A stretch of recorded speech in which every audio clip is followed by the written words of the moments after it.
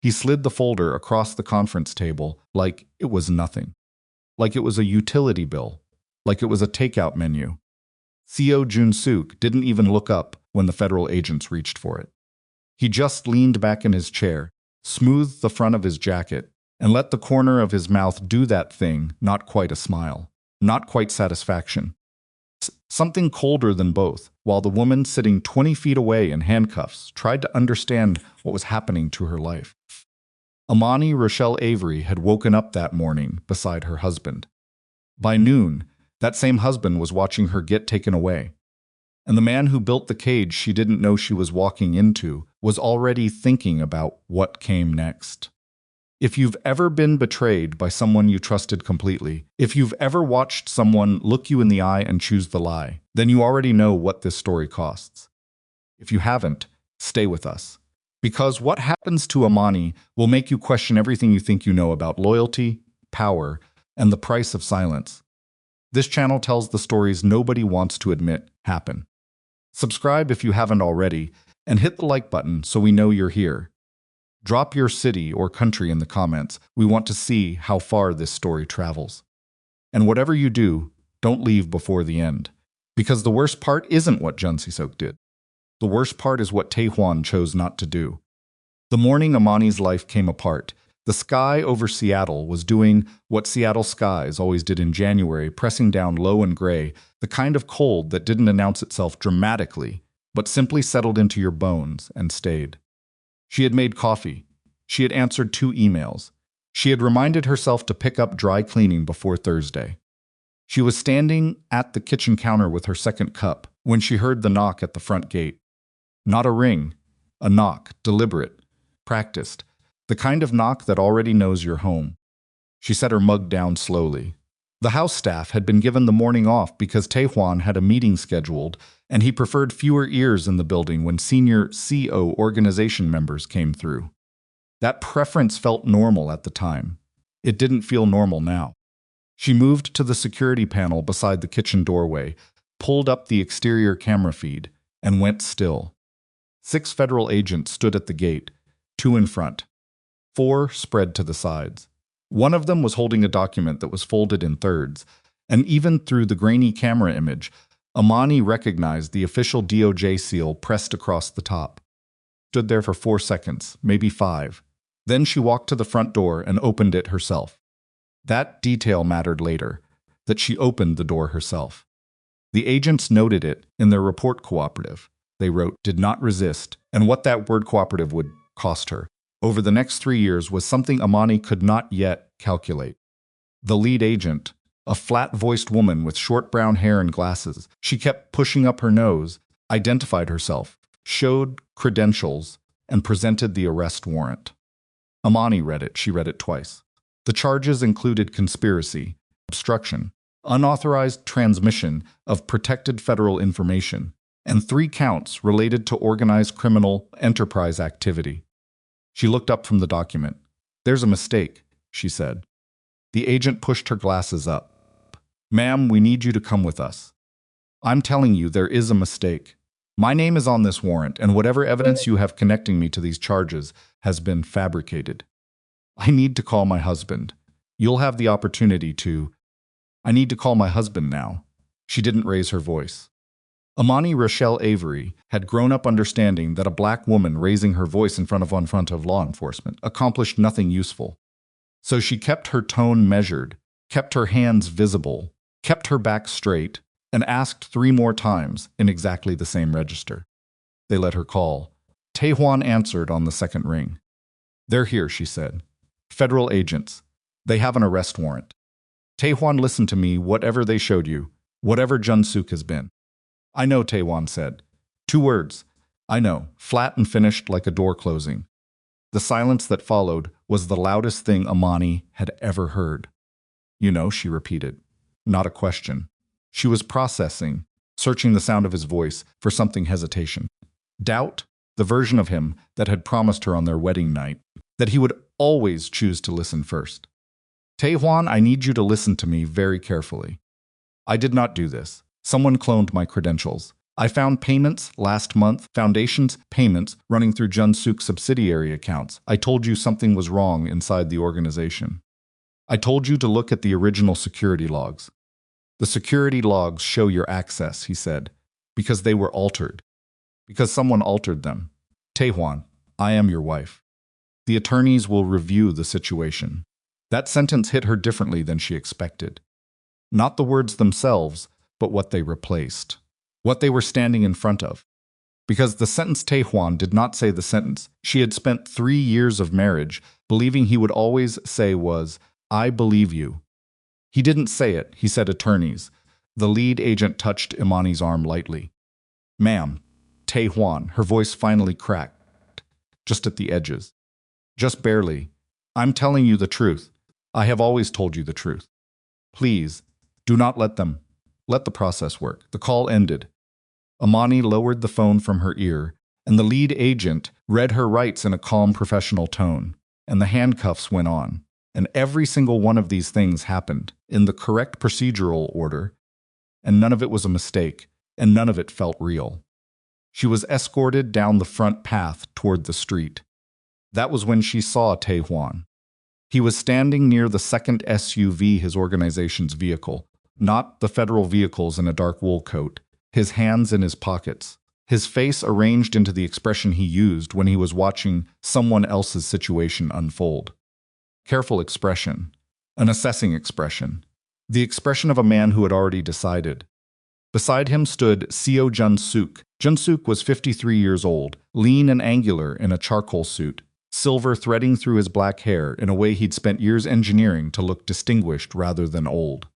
He was technically Tae-hwan's cousin, technically the underboss of the Seo Pacific Syndicate, yet, and technically one of the most trusted men in the entire organization. He was watching Imani walk toward the transport van when the expression of a man watching something he had planned finally arrive. She looked at him. He looked back. His expression did not change. His posture did not shift. The corner of that mouth performed its cold near smile once, and then settled back into neutral, and in that small movement, less than a second, almost nothing, Imani saw exactly what had happened to her life, and who had built it. She turned to Tae-hwan. Investigate the foundation payments, she said. Follow the money.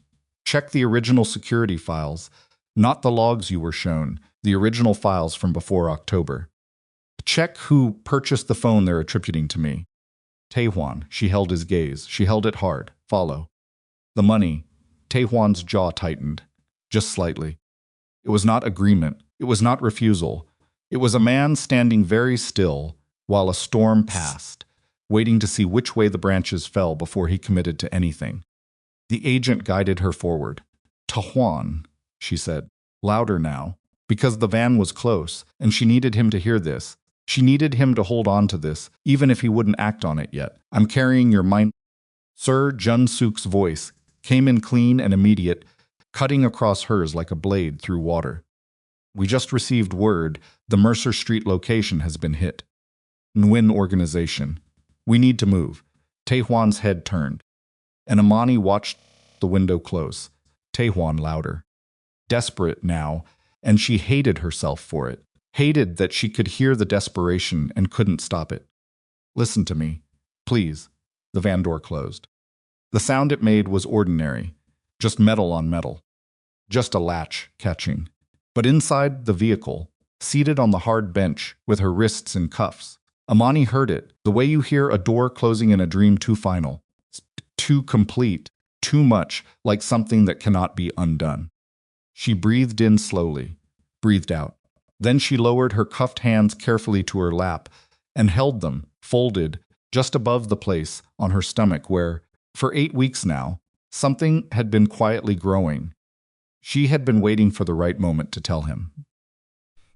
She had been collecting the right moment, the way you collect something precious, waiting until the chaos of a recent organizational dispute settled, waiting until they had one quiet evening together without phones and without Jun-seok's voice filling the room with its smooth, ongoing commentary about security and loyalty and the importance of trust. She'd wanted it to be just them. Now it would never be just them in that way again. The van pulled away from the curb, and Imani sat straight-backed on the bench, and did not cry, and did not speak, and pressed her cuffed hands gently below her ribs. Her son would be born in a prison hospital. She didn't know that yet. But some part of her was already beginning to understand that the life she had built, the marriage, the name, the careful navigation of a world that had never fully welcomed her, was already gone. And that the life she would have to build next would have to be built from something tougher. To understand how a woman like Imani Rochelle Avery ended up in federal handcuffs outside a 12,000 square foot house in Seattle's Madison Park neighborhood, you have to understand two things. First, who she was before Tae-hwan. Second, who Jun-seok had quietly become while nobody was paying attention. Imani had grown up in Baltimore, the daughter of a former jazz musician who eventually built a small but legitimate accounting firm in the Charles Village neighborhood. Her father, Leonard Avery, was the kind of man who kept paper ledgers alongside his digital records because he didn't entirely trust what he couldn't touch. He'd passed that quality to his daughter, the need to see things with her own hands, to verify, to trace things back to their source. She had a graduate degree in financial forensics from George Washington University. She had worked 4 years for a compliance consulting firm in D.C. before a contract brought her to Seattle. And before that contract introduced her to a logistics executive named Tae-hwan at a waterfront gala where she went because her colleague insisted, and she almost didn't, because she'd worked 14 hours. That day, and her heels were already destroying her. Tae-hwan had been in a conversation across the room, and she'd noticed him the way you notice a fire not because you're looking for one, but because the room organizes itself around the heat. She hadn't been impressed by the money. She'd grown up watching her father manage other people's money. Wealth was a spreadsheet, not a personality. What had arrested her attention was the way Tae-hwan listened. In a room full of men performing interest at each other, he was the only one who went completely still when another person was speaking. It took him 6 weeks to ask her to dinner. It took her another 4 months to understand what his world actually contained. She didn't leave. She made a choice, clear-eyed and deliberate, to stay. Because the man she had come to know was not the organization he ran. He was complicated and often infuriating, and made decisions with a calculation that could occasionally feel inhuman, but when he looked at her, the calculation disappeared. When he looked at her, he was just a man who needed to believe there was something in his life that operated on honesty. She thought she could be that for him. She still believed that, even in the van. What she hadn't fully accounted for was Jun-seok. Jun-seok had been Tae-hwan's right hand since before Tae-hwan consolidated control over the Pacific Syndicate. He had managed the transition years, the dangerous middle period, the part of the story that cost the most, and nobody liked to talk about. He had earned his position with a combination of strategic intelligence and a complete absence of anything that could be called hesitation. He was also, by the time Imani entered the picture, systematically stealing from the organization. Not clumsily, not impulsively. He had constructed a series of nested subsidiary accounts connected to legitimate foundation charity work, the kind of financial architecture that was genuinely difficult to detect without knowing exactly what you were looking for and where. Imani knew what she was looking for, because her father had taught her what healthy financial structures smelled like, and what this one smelled like was rot. She had found the first irregular payment in October. Almost by accident, she'd been helping Tae-hwan review the legitimacy index of several of his above-board logistics companies.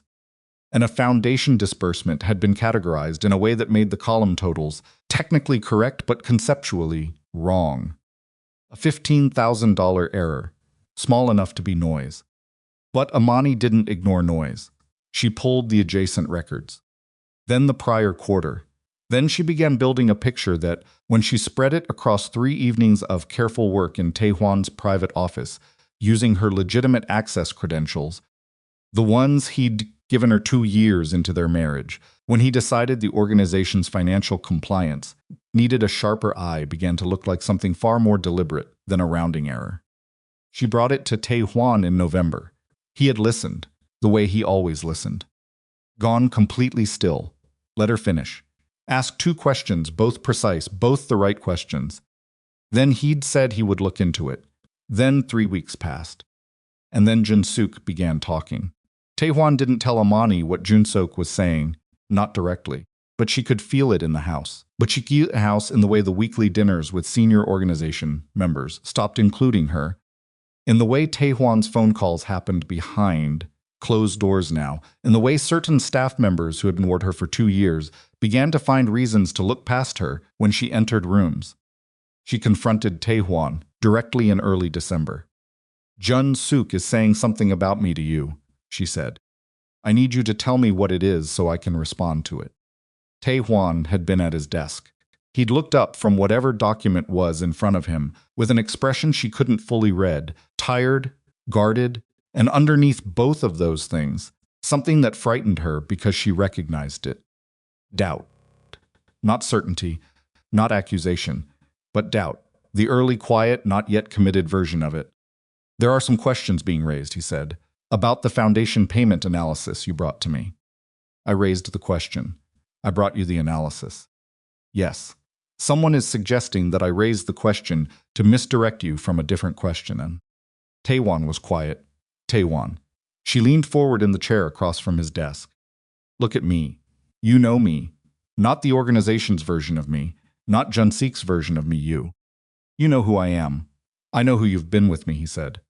That separation between the woman she'd been with him and whatever version Jun-seok had been constructing in the background was the first genuine break she felt between them. "It's the same person," she said. He didn't answer. And she left the office understanding that Jun-seok had been working far longer and far more deliberately than she'd realized, and that the thing she was fighting was not a misunderstanding, but an architecture. The attacks on CO safe houses began 2 weeks later. 3 compromised locations in 11 days, intercepted shipments, counts frozen, 2 men dead, the evidence pointing inward toward someone with inside knowledge, inside access.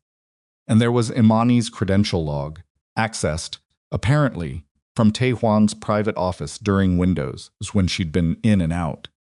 Financial account that surfaced a dormant shell connected to a company her father had dissolved years ago. The encrypted drive found inside her travel suitcase during what was framed as a security sweep.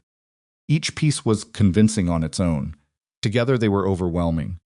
Jun-seok had spent months building a room and placing Imani carefully inside it, and when the door locked, it locked at suitside with a key that looked exactly like evidence. What Jun-seok had understood and what Imani was only now beginning to fully comprehend was that he hadn't needed to overcome Tae-hwan's love for his wife. He'd only needed to feed the doubt that was already there. Because as much as Tae-hwan loved Imani, and he did, in the particular way, powerful men love the few things they can't control, he had never fully resolved the tension between trusting her and trusting the world he'd built around himself. The world that whispered she was an outsider. The world that said she had married into something she could never truly be part of. The world that treated her loyalty as a provisional thing, subject to review. Jun-seok hadn't planted those whispers. He'd just learned to use them. Tae-hwan had made it easy for him. The van carrying Imani merged onto I-5, and the city she had made her home began sliding past the small scratched window beside her. She watched it without expression. She was 34 years old. She was innocent. She was pregnant. She was going to prison. And the only person who could have stopped it had watched her go. She pressed her hands against her stomach again, thought about her father, about ledgers and paper trails, and the way every crooked account eventually left a mark you could find if you knew what you were looking for. She had tried to give Tae-hwan the map. He had folded it and put it away.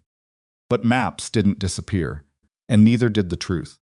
She sat with that the rest of the way, not as comfort, exactly, but as something to hold on to. A fact small enough to fit in her hands. The truth didn't disappear. It waited. The processing center smelled like industrial cleaner, and something underneath it that the cleaner couldn't reach. Imani sat on a hard plastic chair in a room with fluorescent lights that hummed at a frequency designed, it seemed, to make thinking difficult. Around her, 7 other women waited in various stages of the same stunned silence she was performing. Corrections officer behind a scratched plexiglass partition called names in alphabetical order and didn't look up between names. Imani had been here 4 hours. She had not eaten. She had not cried. She had asked twice to speak with an attorney and been told twice that the request had been logged. At some point during the second hour, she had stopped trying to organize her thoughts into anything resembling a plan and had simply sat with the facts as they existed. She was charged. She was here.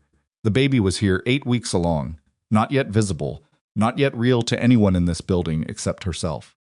She needed medical intake.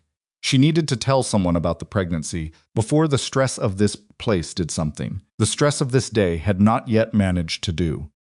She asked a third time, this time for a medical evaluation rather than an attorney.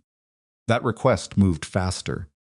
The intake nurse was a heavy-set Puerto Rican woman in her 50s named Dolores, who had been doing this job for 19 years and had developed the particular quality of efficiency that comes from caring deeply while refusing to be destroyed by it. She took Imani's blood pressure, reviewed the paperwork, and when Imani told her about the pregnancy, Dolores set down her pen and looked at her directly for the first time. How far along? 8 weeks. Approximately. Any complications prior to today? No.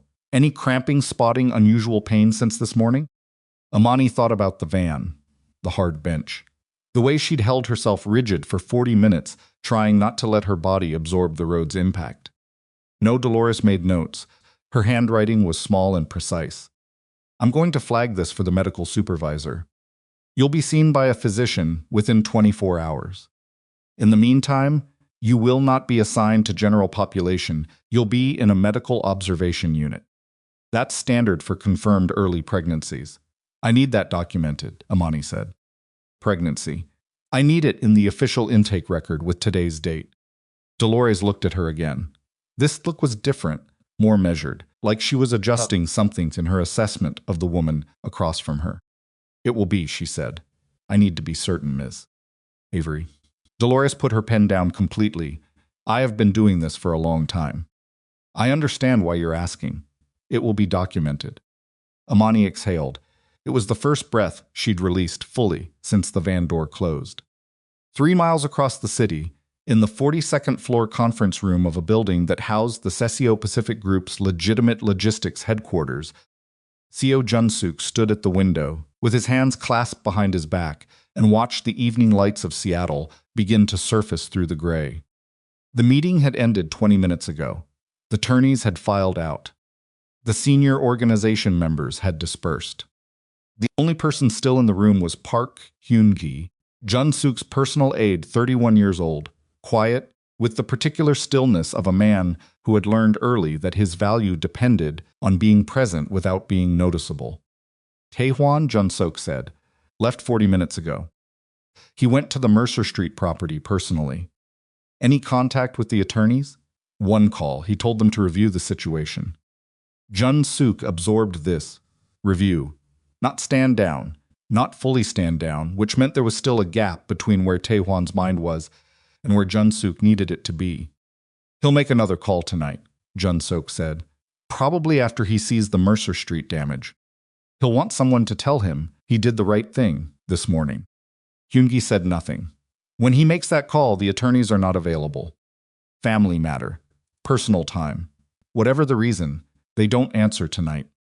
Hyun-gi made a note, and the letters, if she manages to send anything from inside, nothing reaches him. Whatever address she uses, whatever name she puts on the envelope, it comes here first. Understood. Jun-seok turned from the window. His face in the conference room's overhead lighting was angular and tired, in the way of a man who had been carrying something heavy for a long time and had grown so accustomed to the weight that he'd stopped noticing it. She said something to him, Jun-seok said, before they put her in the van. She started to say something, and I interrupted. He may ask what she was going to say. Hyun-gi looked up from his notepad. If he asks, Jun-seok said, she was going to ask him to pull the attorneys. That she wanted to handle it herself. That's what she was going to say. Hyun-gi wrote it down without expression. Jun-seok picked up his jacket from the back of a chair. He was not a man who celebrated. Celebration implied uncertainty had existed before the outcome, and Jun-seok preferred to conduct his operations in a way that made the outcome feel inevitable from the start. This was not a victory. This was a correction. Imani had found the foundation payments, and that had required a response, and the response had been executed, and now the situation was controlled.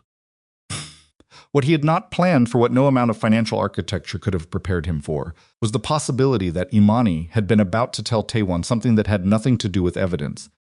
Jun-seok had not heard enough of what she started to say to know what it was.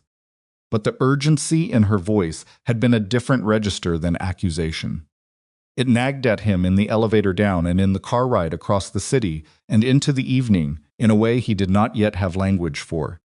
Tae-hwan stood in the wreckage of the Mercer Street storage facility and breathed through his mouth because the smoke smell was still thick enough to taste. 2 of his men had died here, Byung-soo and Cho Min-jun, both of whom had been with the organization for over 6 years.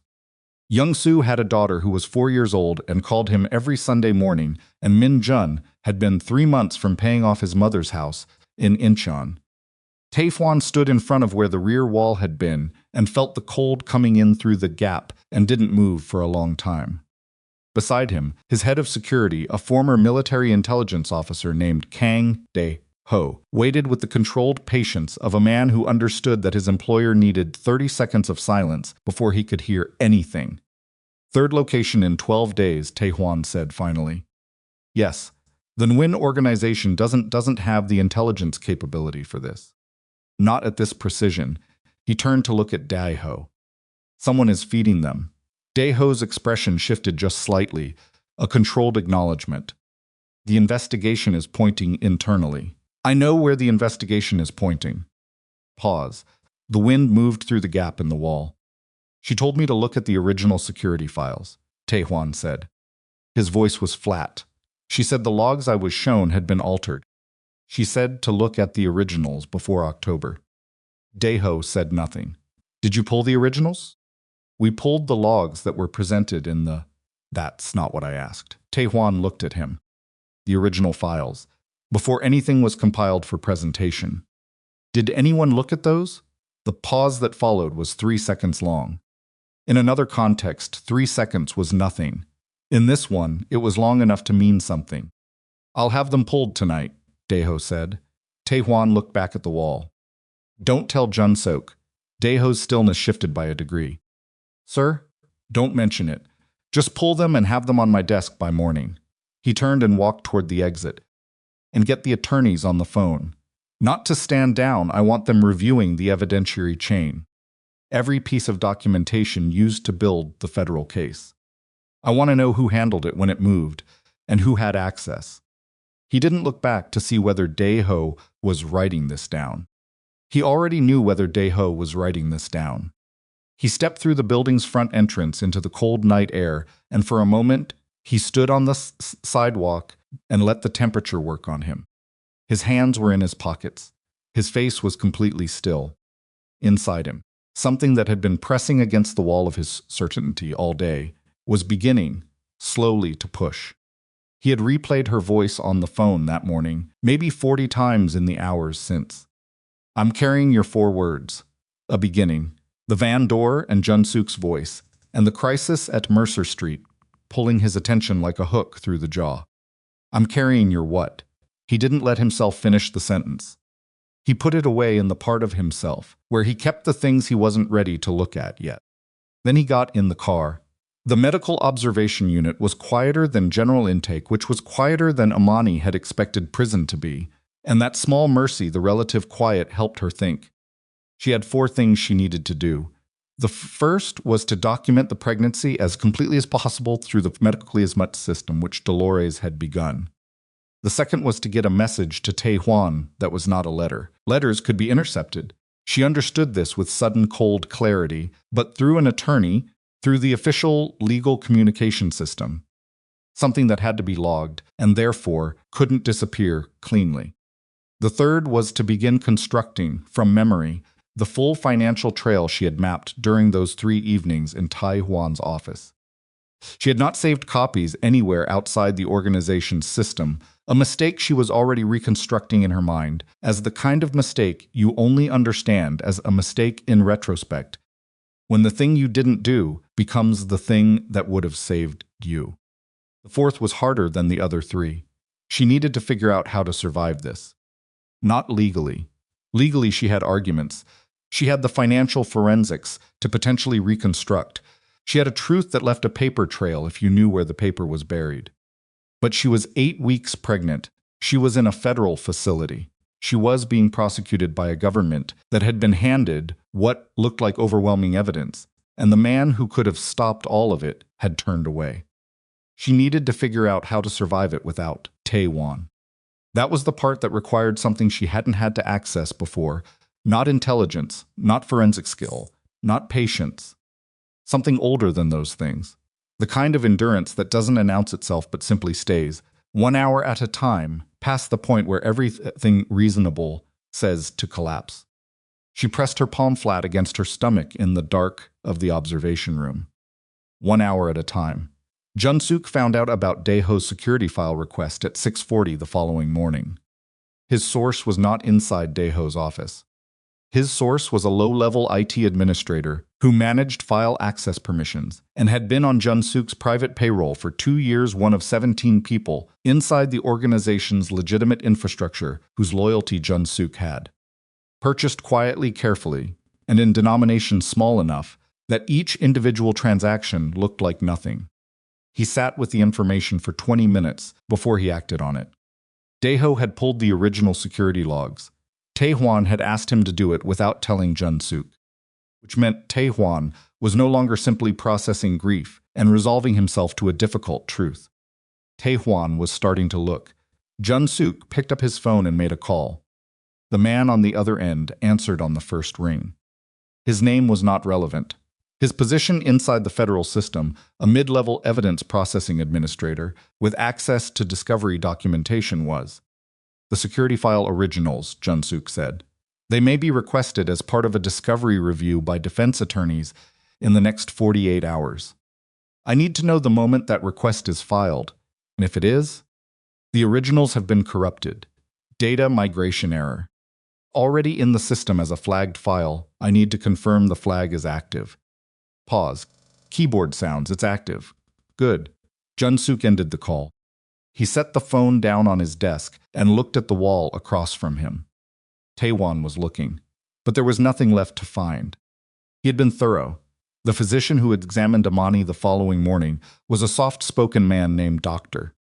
Reyes, who confirmed the pregnancy, an estimated 8 to 9 weeks gestation, and outlined the medical monitoring protocol the facility would follow.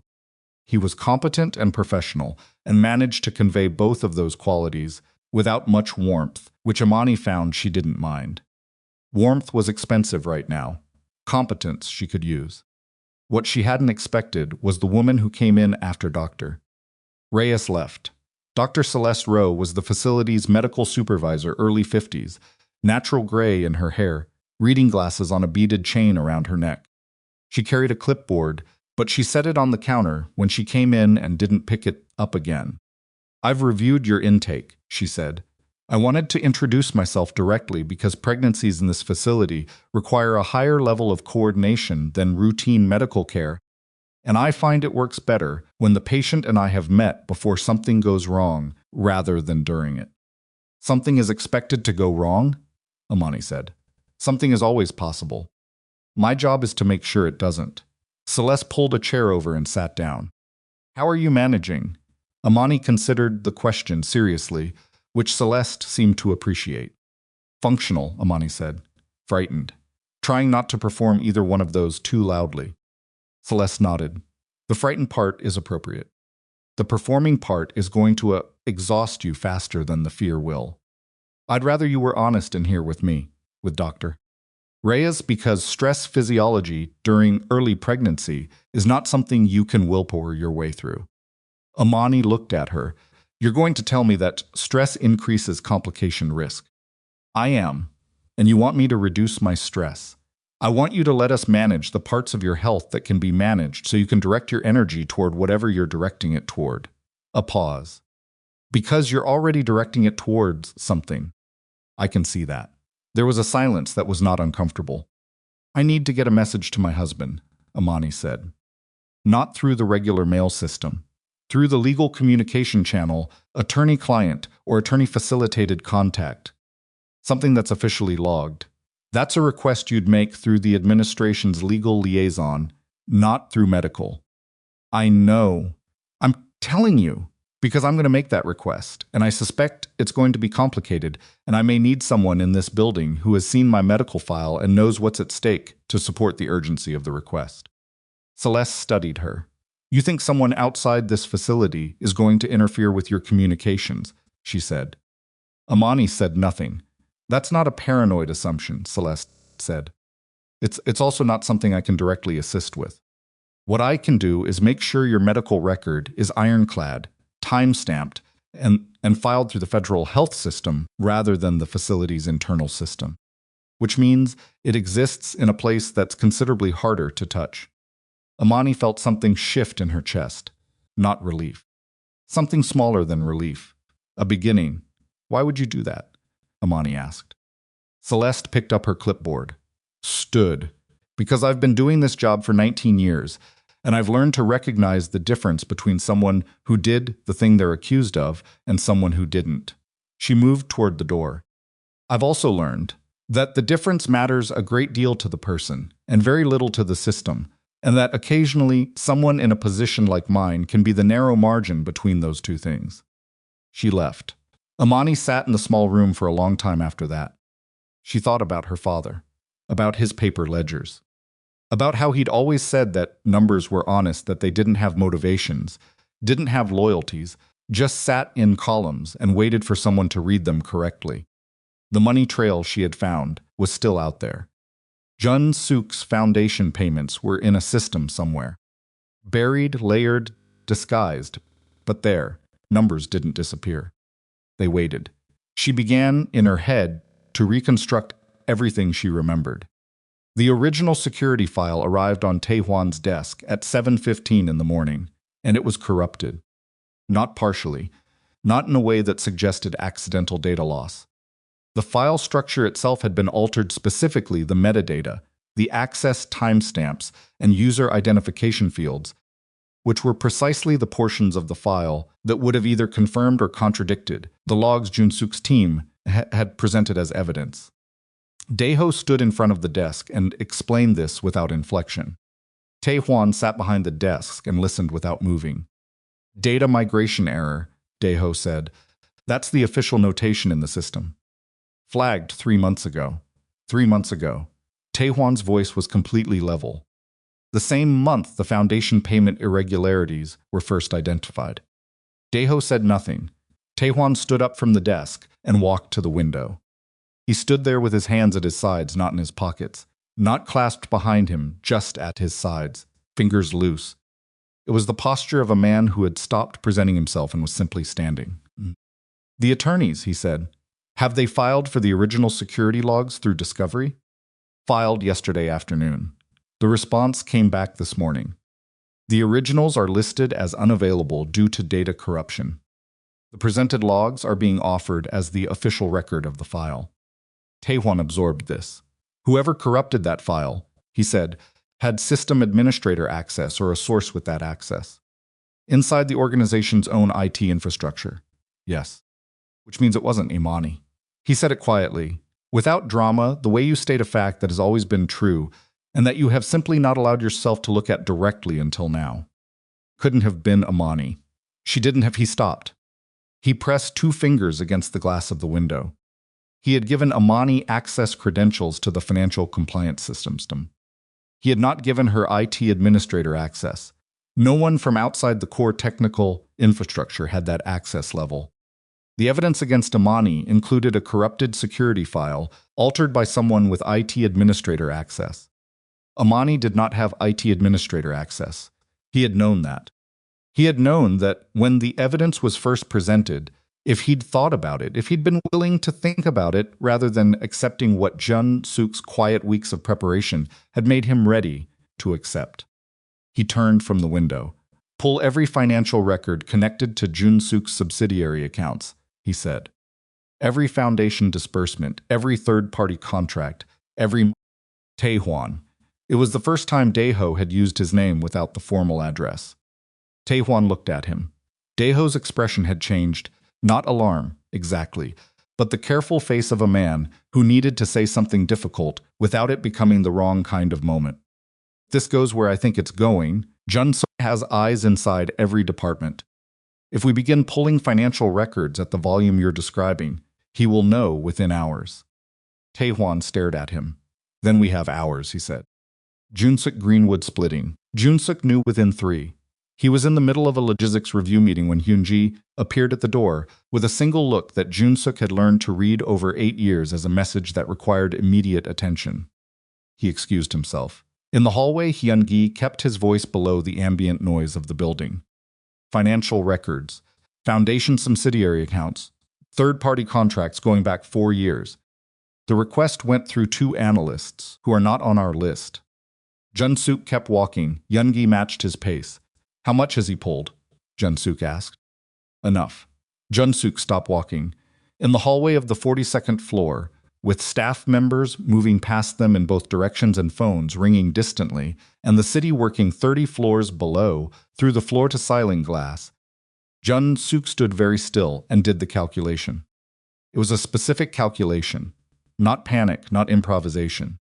The methodical arithmetic of a man who had planned for contingencies, because he had always understood that no structure, no matter how carefully built, was invulnerable to a determined person asking the right question at the right time.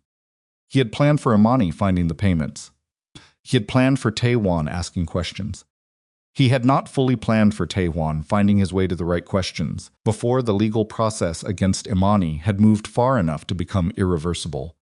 If Tae-hwan built a complete financial picture of the foundation accounts before Jun-seok could manage the exposure, there was no version of that outcome that ended with Jun-seok's position intact. But Tae-hwan was still in the early hours of an investigation that would take days to complete. There was still time to manage what Tae-hwan was seeing. And there was one resource Jun-seok had not yet deployed. The Nguyen organization's contact, the man Jun-seok had used as the external face of the attacks on the SEO locations, had 2 outstanding obligations. Jun-seok had used him carefully, in controlled increments, keeping the relationship clean and functional. The man owed Jun-seok a significant favor, and Jun-seok had been saving it. He turned to Hyun-gi. "Get me Lim," he said, "not by phone." Hyun-gi left. Jun-seok stood at the hallway window and looked down at the city and thought about the particular problem of a man who had stopped doubting and started looking. The only solution to a man who had started looking was to make him stop. The conversation happened that night in a parking structure, 3 blocks from the waterfront. Jun-seok chose, because the security camera coverage had a known gap in the northwest corner that one of his people had mapped 2 years ago and never closed because Jun-seok preferred a resource to a repair. Lim arrived alone, which was expected. He was 50 years old, broad-shouldered, with the particular economy of movement of someone who had spent decades ensuring that nothing he did looked like more than it was. Jun-seok didn't shake his hand. Tae-hwan is investigating the foundation accounts, Jun-seok said. He has analysts pulling records tonight. I need it to stop. Lim looked at him. You need Tae-hwan to stop. I need the investigation to stop. How that happens is not my concern. Lim was quiet for a moment. Around them, the parking structure held its ambient sounds, ventilation, distant traffic, the occasional report of tires on concrete from levels above. We've been patient with your situation, Lim said. We moved when you told us to move and stopped when you told us to stop. We took the exposure risk on those SEO locations. And you were compensated. We were compensated for executing what you asked us to execute. What you're asking now is a different category of thing. A pause. Tae-hwan Seo is not a safe target. I'm not asking you to touch him. Then what exactly are you asking? Jun-seok looked at him. The analysts he's using tonight. They go home. They have families. People with families respond very quickly to the suggestion that their decisions could affect those families. Lim was quiet for 3 seconds. That's not a suggestion, he said. That's a threat. Against private individuals. It's a practical conversation about priorities. It's also the kind of thing that creates problems on our end that are much messier than whatever situation you're managing with your cousin. Lim shifted his weight. We're not interested. Jun-seok had expected this. He reached into his jacket pocket and withdrew a folded document. He held it out. Lim took it, looked at it. His expression didn't change, but his breathing did just slightly, just enough. That account, Jun-seok said, has been connected through a very specific and carefully maintained paper trail to a transaction your organization executed in 2019. Transaction that was officially attributed to persons unknown. The trail currently points to you personally. He let the pause sit.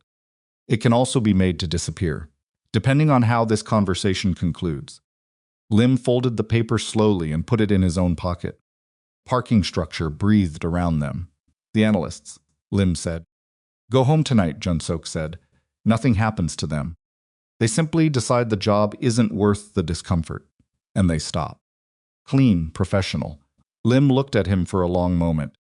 You understand, Lim said, that you've just made me a problem instead of a resource. I understand, Jun-seok said, that you'll make the calculation I'm describing and come to the practical conclusion. He turned and walked back toward his car without looking back, because looking back was something you did when you were uncertain, and Jun-seok had spent 20 years ensuring that no one in any room ever saw him be uncertain. He did not let himself acknowledge, as he drove home through the empty streets, that Lim's final sentence had contained something he was going to have to deal with, eventually. He had converted an ally into a liability. He had done it because he had no other option, which meant, for the first time in this operation, he had acted out of reaction rather than design. He put that thought away. The analysts would stop. Tae-hwan's investigation would stall. Imani's case would proceed through the federal system and move far enough along that reversing it would require Tae-hwan to destroy his own organization in the process, which he would not do, which Jun-seok had always known he would not do. Everything was still manageable. He told himself this twice. The second time, he almost believed it. The call came to Tae-hwan at 11:40 that night.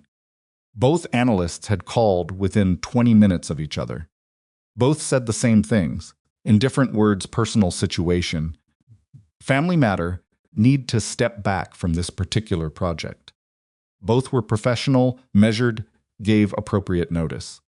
Tae-hwan sat with the phone after the second call and felt the shape of what had just happened, the way you feel a hand in the dark not seeing it, but knowing exactly what it is.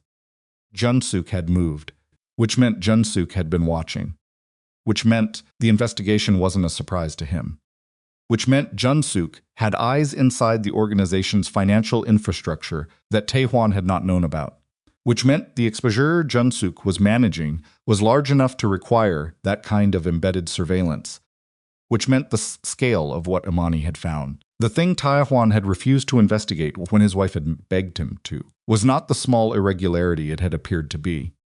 He set the phone down.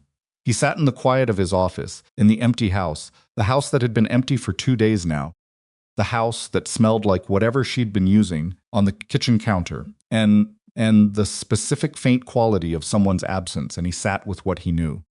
The security log was corrupted by someone with IT administrator access. Imani didn't have IT administrator access. The analyst investigating Jun-seok's accounts had been scared off within hours of starting. Someone inside Tae-hwan's own organization had told Jun-seok the investigation was happening. He reached for the phone again. He called the attorneys. I need the discovery review to continue, he said. Through outside counsel, nobody from our internal team.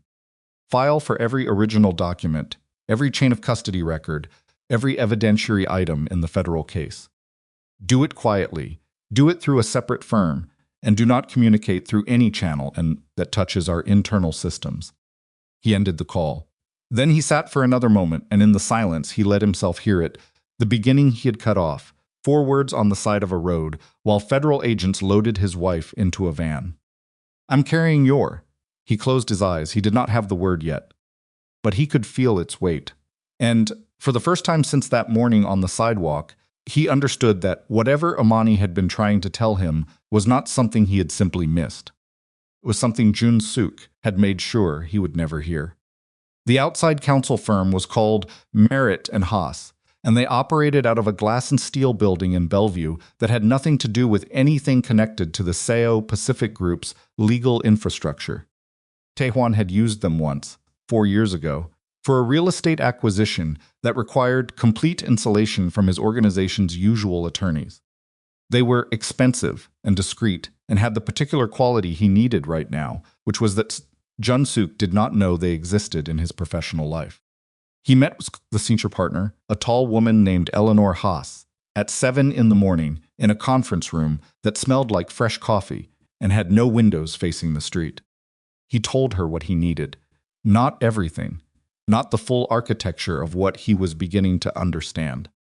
He told her he had reason to believe the evidentiary chain in a federal prosecution had been manipulated, that original documentation had been corrupted or replaced, and that he needed the full chain of custody reviewed through independent channels before the case progressed further. Eleanor Haas listened with the stillness of someone who had heard many versions of this kind of request and had developed the professional skill of evaluating them without reacting to them. "The defendant," she said. "Your wife, yes. And your belief that the evidence was manipulated this is based on what, specifically? A security log that was presented as evidence has corrupted originals. The corruption occurred in a metadata-specific pattern that is inconsistent with accidental data loss and consistent with targeted alteration. Additionally, an internal financial investigation I initiated was shut down within hours by what appears to be coordinated intimidation of the analysts involved." Eleanor looked at him across the table. "You initiated a financial investigation," she said. "Into whom?" Tae-hwan said the name. Eleanor wrote it down. She looked at what she had written. Then she looked back up. "Mr. Seo," she said carefully. "What you are describing, if accurate, is not simply evidentiary misconduct in a federal prosecution. What you are describing is an embedded conspiracy inside your own organization, with reach into federal evidence processing systems. That is a significantly more complex situation than a discovery review. I know what it is. If we proceed, we will need to file motions that will be visible to the federal prosecution, which will also be visible to. I know who it will be visible to." He held her gaze. "File everything. Every motion available. I want the original security files, the chain of custody on the encrypted drive, the verification documentation on the financial account attributed to her family, and the purchase records for the phone that was attributed to her directly. Every piece." Eleanor nodded slowly. "It will take time. These are not simple requests." "How much time?" "For the preliminary filings? A week. For the actual documentation to be produced, depending on how much resistance we encounter, possibly several weeks." Tae-hwan absorbed this. Several weeks. Imani had been inside for 2 days, and several weeks stretched in front of him like a distance he couldn't see across. "Is there a faster mechanism?" he asked. "There is one," Eleanor said. "But it requires something that may be more than you're prepared to provide." "Tell me." "If you have evidence of a specific individual's direct involvement in fabricating the federal evidence, it's not circumstantial, not financial inference, but direct, and if you are willing to bring that evidence to the federal prosecutors yourself, cooperation agreement could accelerate the review of your wife's case significantly." Tae-hwan said nothing. "That would require you to expose elements of your own organization's activities," Eleanor said, "in exchange for the federal system's attention to the wrongful prosecution. It is not a comfortable arrangement." "No," he said. "It's not. Is it one you're willing to consider?" He looked at the table, at the notepad in front of him that he hadn't touched. Pen he hadn't picked up. "Build the evidentiary foundation first," he said. "Then we'll talk about what I'm willing to consider." He stood and picked up his jacket. "One more thing," Eleanor said. He stopped. "Your wife is entitled to her own independent counsel through this process. Counsel that has no connection to you or your organization and answers only to her interests. If the situation is what you believe it to be, her attorney and I should be coordinating, but she needs to be the one who decides that. Not you." Tae-hwan looked at her for a moment. Her name is Imani Rochelle Avery, he said. She has a graduate degree in financial forensics. She already knows what happened to her. What she needs is someone who believes her. He left. Inside the federal detention facility, in the medical observation unit, Imani had been awake since 4 in the morning because the baby had to decide in the morning was a reasonable time to make its presence known in a way that was neither comfortable nor ignorable. She was 11 weeks along now. 3 weeks had passed since her arrest. She had sent 2 written requests through the official legal liaison system asking for contact facilitation with her husband. Neither had received a formal response. The first had simply disappeared into the administrative process. The second had generated a reply, 3 sentences, unsigned, stating that communication facilitation requests required processing times of 4 to 6 weeks. She had filed a formal complaint about the processing timeline. That complaint had also disappeared. She lay in the narrow bed with her hand on her stomach and looked at the ceiling and thought about what Celeste had told her 2 weeks ago. The medical record was filed through the federal health system. Time-stamped, inaccessible to anyone without Federal Health Administration clearance. It existed. That was something. She had also, in 3 weeks of careful reconstruction from memory, rebuilt approximately 70% of the financial trail she had originally mapped. She had done it on paper, actual paper. The lined notepad, Celeste had brought her along with the pen that was regulation compliant and took twice as long to write with as a normal pen, and she had written it in a notation system. Her father had taught her that looked anyone unfamiliar with it, like a mix of personal shorthand and budget planning. It was a ledger, a map of Jun-seok's foundation payments, reconstructed from memory, account structure by account structure, as complete as she could make it without access to the original files. She had given it to Celeste, not because Celeste was a financial expert, because Celeste had access to a secure Federal Health Administration digital filing system, and because a document filed as a medical case note attachment existed in that system independently of anything the facility's administration or any outside party could easily touch. Celeste had looked at the pages for a long time, before she asked what they were. Evidence, Imani said, of what was done to me and by whom. I need it to exist somewhere. It can't be erased. Celeste had filed it without another question. Imani had watched the woman leave the room and had felt, for the first time in 3 weeks, that she had done something that mattered. Not enough, not close to enough, but something. Now at 4 in the morning, with the baby moving in that insistent preliminary way that was not yet kicking, but was already communication, she thought about what came next. The legal motion through the outside counsel, she didn't know about that yet. She had no way of knowing. The walls of this facility were exactly as opaque as they were designed to be. What she knew was that the system was moving forward. Her arraignment was scheduled for the following week. She would enter a plea. The federal case would formalize. And once it formalized, the window for stopping it at the front end would close, a sound like green wood splitting, and the fight would shift from preventing the prosecution to surviving it, which was a different fight, longer and more brutal, fought in a courtroom rather than in the administrative machinery. She needed something to happen in the next 8 days. She didn't know yet that something was already in motion. She didn't know yet that the thing in motion was about to get much worse before it got better. Tae-hwan found the first letter on a Wednesday morning. Not at his house, not in any mail system connected to him personally.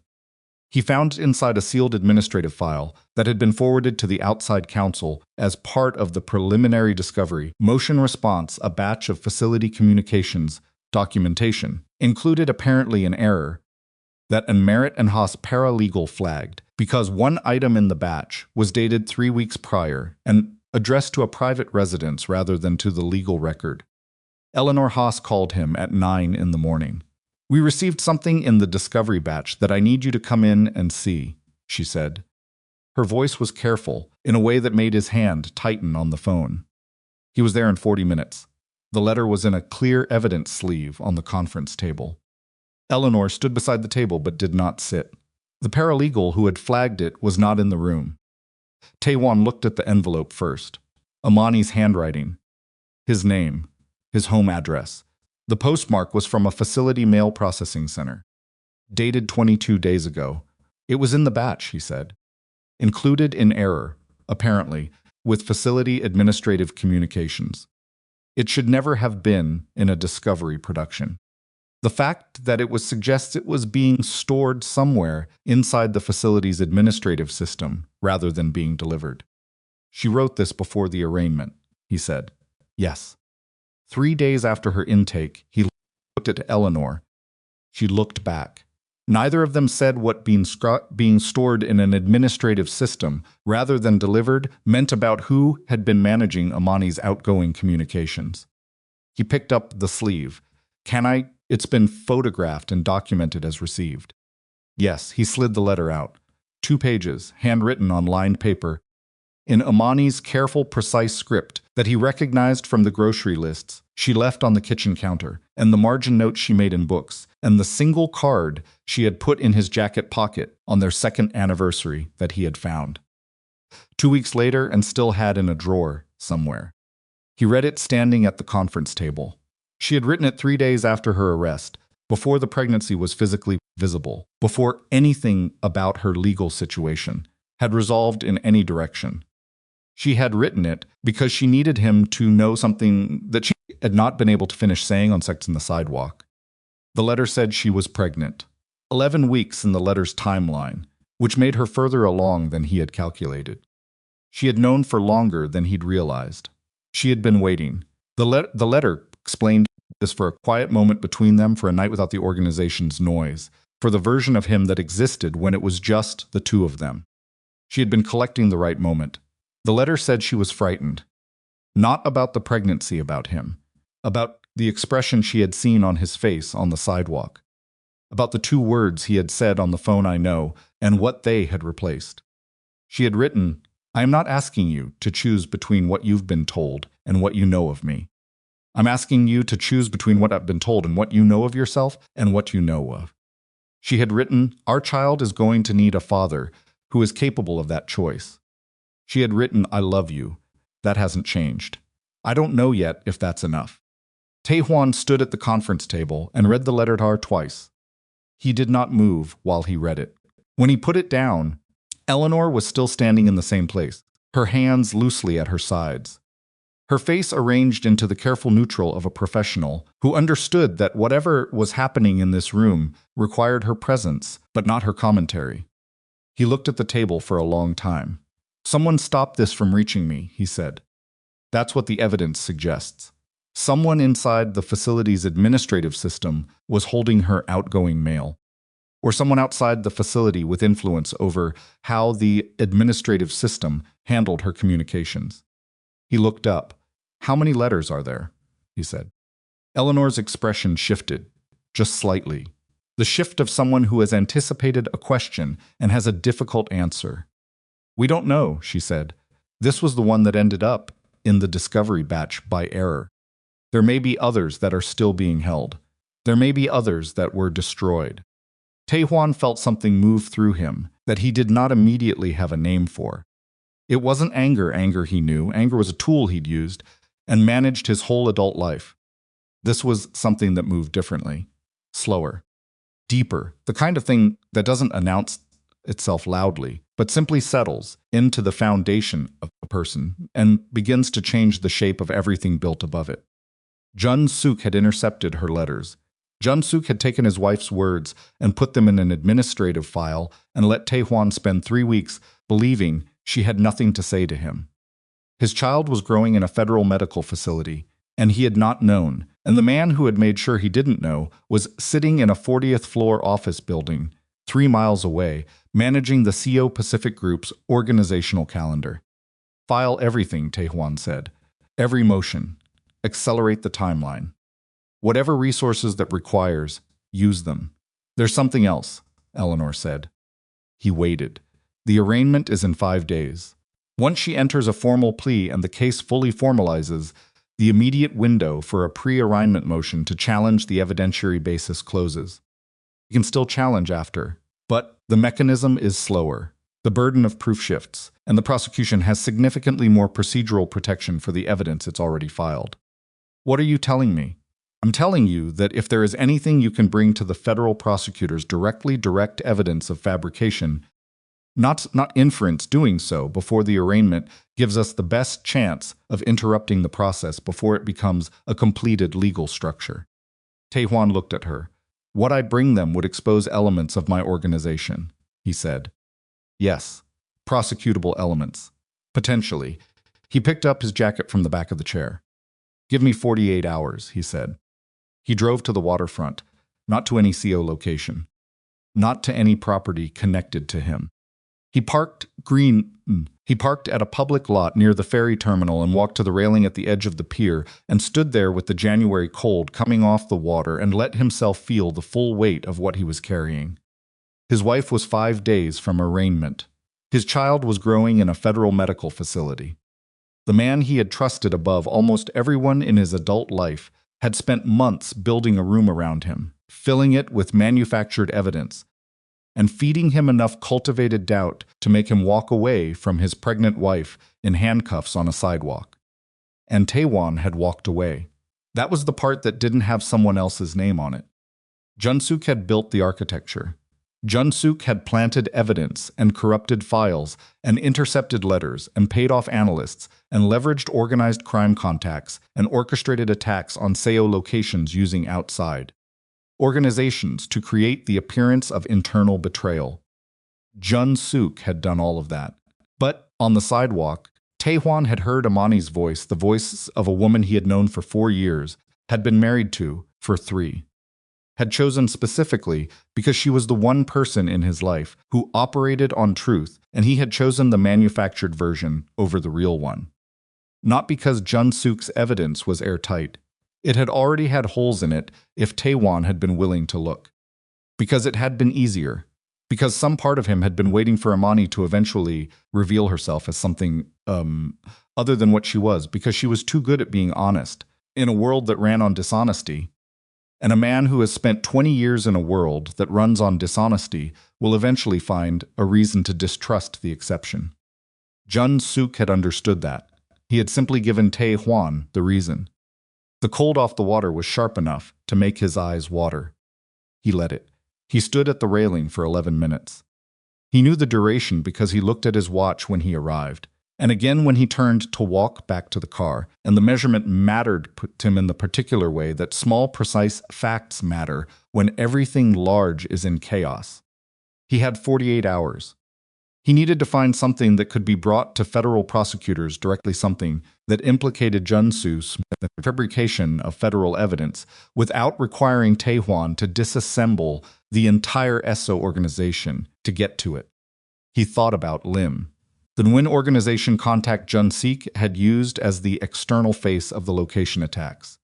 The man who, based on what Jun-seok had described in passing in the weeks before Imani's arrest, owed Jun-seok a significant favor and had been deployed to create the appearance of an outside threat. Lim was a liability Jun-seok had converted from a resource.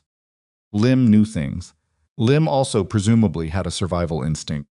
Finding Lim directly required going through channels Tae-hwan had never personally used, the specific back corridor communications between organizations that existed at levels below his own operational altitude. He spent 4 hours on the phone, talking to 3 people he had not spoken to in years, before a 4th person gave him a number. Lim answered on the 3rd ring. "I know who this is," Lim said. "Then you know why I'm calling." A pause. Traffic sounds on Lim's end. He was in a car moving. "I wondered when you would." "You met with Jun-seok," Tae-hwan said. "I meet with a lot of people. He asked you to intimidate analysts who were pulling financial records connected to his accounts. He used leverage to do it.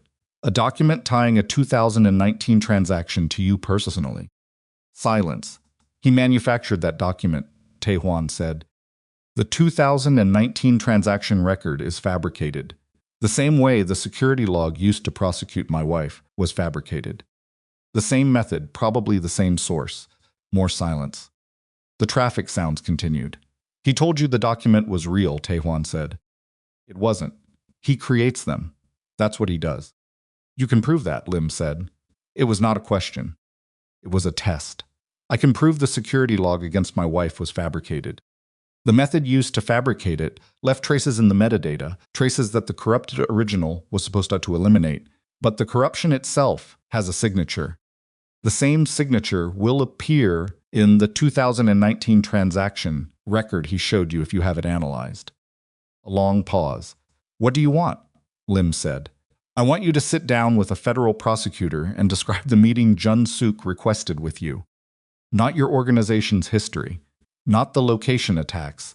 I'm not asking you to confess to your own exposure. Specifically the meeting. What he asked for. What leverage he used. What you understood him to be managing and why. That's still federal exposure for me. Cooperation agreement can limit that exposure. My attorney is already in contact with the prosecution team. There's a framework available for witnesses who provide direct evidence of federal evidence fabrication. Another silence. Longer this time. He threatened my family, Lim said. Not with emotion, just as a fact, delivered clean and flat in the way of a man who has been holding it at arm's length. The meeting in the parking structure. He said the analyst families. I told him we weren't interested. He produced the document and changed the frame to mine. Told me what he needed the analysts to do. A pause. I made the calls. I know, that makes me part of it. It makes you someone he coerced, Tae-hwan said. There's a difference. The federal system can be persuaded to see that difference, if you're willing to document what he did. The traffic sounds continued for a moment. If I do this, Lim said, and it doesn't work if your attorneys can't deliver what you're describing, I'm finished. If you don't do this, Tae-hwan said, Jun-seok will eventually use you again. And the next time he needs you to absorb exposure, he'll have more leverage than a document he manufactured. The silence that followed was the longest yet. Your wife, Lim said. She didn't do it. No, Tae-hwan said she didn't. Jun-seok told me she did. Specifically, when he first approached me about the location attacks, he told me she had been feeding intelligence to your rivals, and the attacks were a response to internal betrayal. He framed it as organizational discipline. Tae-hwan's hand tightened on the phone until his knuckles went pale. He used that to get your cooperation, Tae-hwan said carefully. He used it to make the whole thing feel like something with a clean logic to it. An inside source, a necessary response. Lim's voice had changed texture. Something in it had become less managed. I have a daughter. She's 6. If someone fed intelligence about my organization to our rivals, he stopped. I understood the rationale. I didn't think hard about the woman. Tae-hwan stood in the parking lot beside his car in the gray afternoon and felt the scope of what Jun-seok had constructed spread out in all directions, how far the fabrication had reached, how many people had been recruited by a version of Imani that didn't exist, how completely she had been erased and replaced by Jun-seok's invention.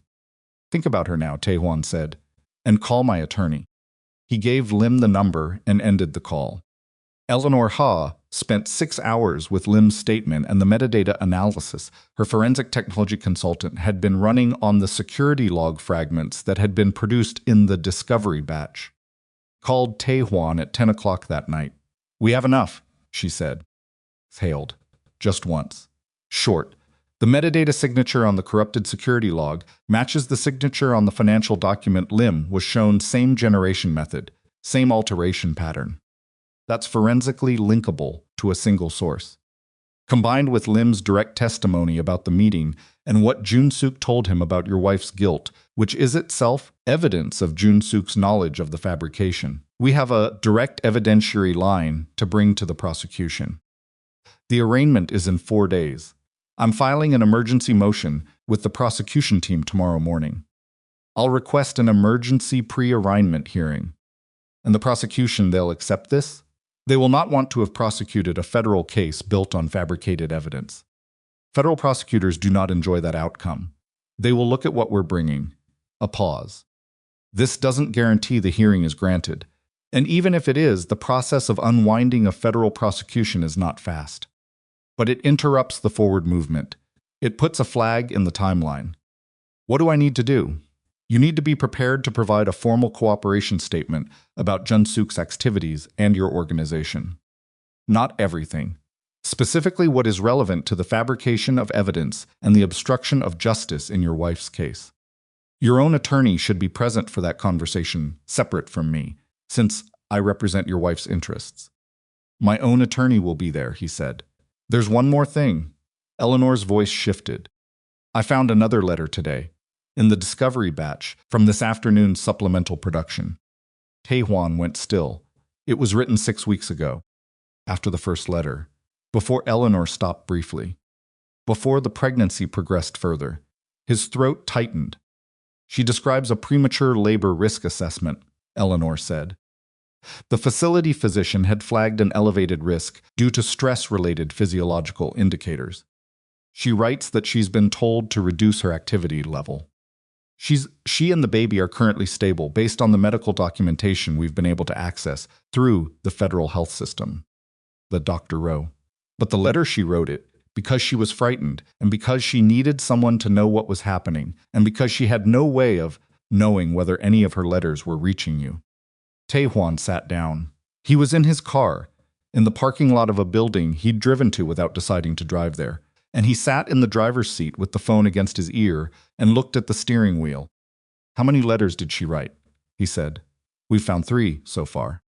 We're requesting a full audit of the facility's administrative mail logs. There may be more. 3 letters. She had written 3 letters to a man who never answered, who never came, who had watched her put in a van and turned away, and she had written them anyway, because the alternative was silence, and Imani Rochelle Avery had apparently decided that was not something she was going to perform for anyone. He thought about that quality in her, the one he had loved most and understood least, the one that had made her stand straight-backed in front of federal agents and ask to call her husband in a measured voice, the one that had made her look Jun-seok in the eye as they put her in the van. She had not stopped talking, even when no one was listening. Get the hearing, he said. I'll file at 7 tomorrow morning, Eleanor said. He ended the call and sat in the dark car for a moment. Then he reached for the key. His phone rang before he could start the engine. Unknown number, he answered. The voice on the other end was Hyun-gi's. Jun-seok's aide. But the quality of the voice was different. Something in it was off frequency, like a man holding himself steady at the edge of something he couldn't stabilize. I need to meet with you, Hyun-gi said. Not in any location connected to the organization. Not tonight. Tomorrow morning, early. There is something you need to know, and I cannot pause. A breath that was not entirely controlled. There is something that happened that I have not told you, and I cannot continue to not tell you. Tae-hwan held the phone against his ear and felt the cold settle deeper. What happened, he said. Not on the phone. Hyun-gi's voice dropped. He found out about the letters. About the medical record your wife filed in the federal health system. He knows it exists in a system he can't reach, and he knows it documents the pregnancy and the financial evidence she reconstructed from memory. And another stop. Something on Hyun-gi's end, a door or a movement, or the simple weight of a man who had been carrying something too long, arriving at the limit of how long he could carry it. He made a decision about the baby. The air in the car changed. Tae-hwan did not speak. There is a person, Hyun-gi said, inside the facility, in the medical unit, who was given instructions 3 days ago. Every muscle in Tae-hwan's body locked. Tell me what the instructions were, he said.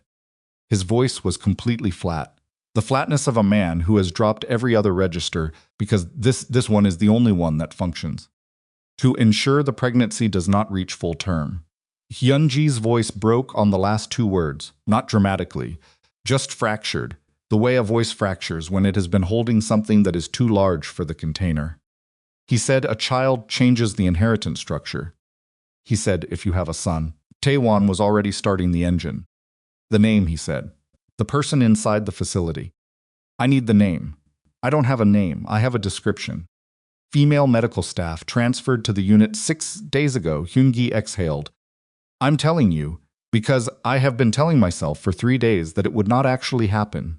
And this morning I stopped believing that, and I cannot. I'll need your testimony, Tae-hwan said. He was already pulling out of the parking lot. Everything Jun-seok has told you. Everything you've observed. Everything you've done on his instruction. All of it. If I testify, I'll get you out, whatever you need. But right now, I need you to send every piece of documentation you have access to, emails, memos, anything Jun-seok put in writing to this number. He recited Eleanor's office line from memory. Every file. Right now, tonight. He didn't wait for an answer. He ended the call and drove. The facility was 31 minutes away in normal traffic.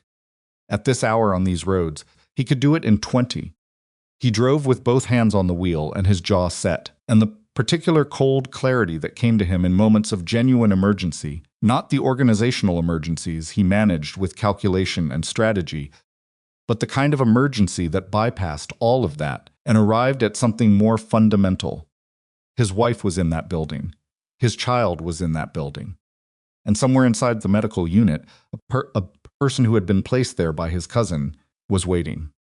He had spent 3 weeks making careful moves, filing motions, building evidentiary structures, trusting the process. The process had just run out of runway. Pressed his foot harder against the accelerator and watched the city lights stream past in the dark and thought about the man he had been on that sidewalk, the one who had turned away, who had chosen the easier version of the truth, who had let the woman he loved be loaded into a van while his cousin stood at his elbow and managed the view. That man had cost him 3 weeks and 2 intercepted letters, and a pregnancy he should have known about, and a child he had never held. That man was finished. What replaced him was quieter and more dangerous, and had absolutely no interest in being careful anymore, only in arriving, only in getting through whatever door needed to be gotten through, only in standing between his family and the next thing Jun-seok had decided they deserved. The facility's exterior lights came into view 22 minutes after he left the parking lot. He pulled to the curb 2 blocks short because arriving in the front entrance of a federal detention facility in a state of visible emergency was not a strategy. He sat for 30 seconds. Then he called Eleanor. She answered on the second ring. "I need you to call the Federal Health Administration," he said. "Right now. Tonight, the medical supervisor at the facility, Dr. Celeste Rowe. I need her contacted directly, and I need her to conduct an immediate security review of all medical staff who have been transferred into the medical observation unit in the last 7 days." Pause. Tae-hwan. "It's past 11 who was placed into that unit, the same man who fabricated the evidence against my wife. That person has been given instructions that will harm my wife Anne. Child, before the emergency hearing you're filing tomorrow can change anything." Silence. "Call the health administration," he said. "Call Dr. Rowe. Use the federal health record my wife filed, the one Rowe put into the system, as the basis for an emergency medical security review. You have standing to make that call because you represent the defendant in an active federal case." "I'll make the call," Eleanor said. Her voice had shifted into a different register, stripped down, operational. "What are you going to do?" Tae-hwan looked at the facility lights 2 blocks ahead. "I'm going to be here," he said, "in case the call doesn't work fast enough." He ended the call, sat in the dark car. His hands rested on the steering wheel, loose now, not tight. He had arrived at the place that every person reaches when the careful version of what they're doing has finally, completely run out of room. There was no motion to file for this. There was no evidentiary chain that protected the next 8 hours. There was only the distance between where he was sitting and where his family was, and whether the people he had just called would move faster than the person Jun-seok had placed was inside that building. He looked at the facility entrance. He thought about Imani in that van, her cuffed hands lowered carefully over her stomach, protecting something the father didn't know existed. He thought about 3 letters that had never arrived. He thought about the words she had been about to say on the sidewalk, and the voice that had cut across hers, and the crisis that had turned his head at exactly the right moment. He opened the car door and stepped out into the cold. He was not going inside. Not yet. But he was not sitting in the car either. He stood on the sidewalk 2 blocks from the entrance, with the January air cutting through his coat and his eyes fixed on the facility's lit windows, and made himself a promise that was simple and complete and had no room in it for the version of himself that had walked away. He was not walking away again. Eleanor's call reached Dr. Celeste Rowe at 11:17 at night. Celeste had been awake. She was often awake at that hour. The facility had a particular quality after midnight that she had never fully stopped registering, a low-frequency alertness that 19 years had not trained out of her.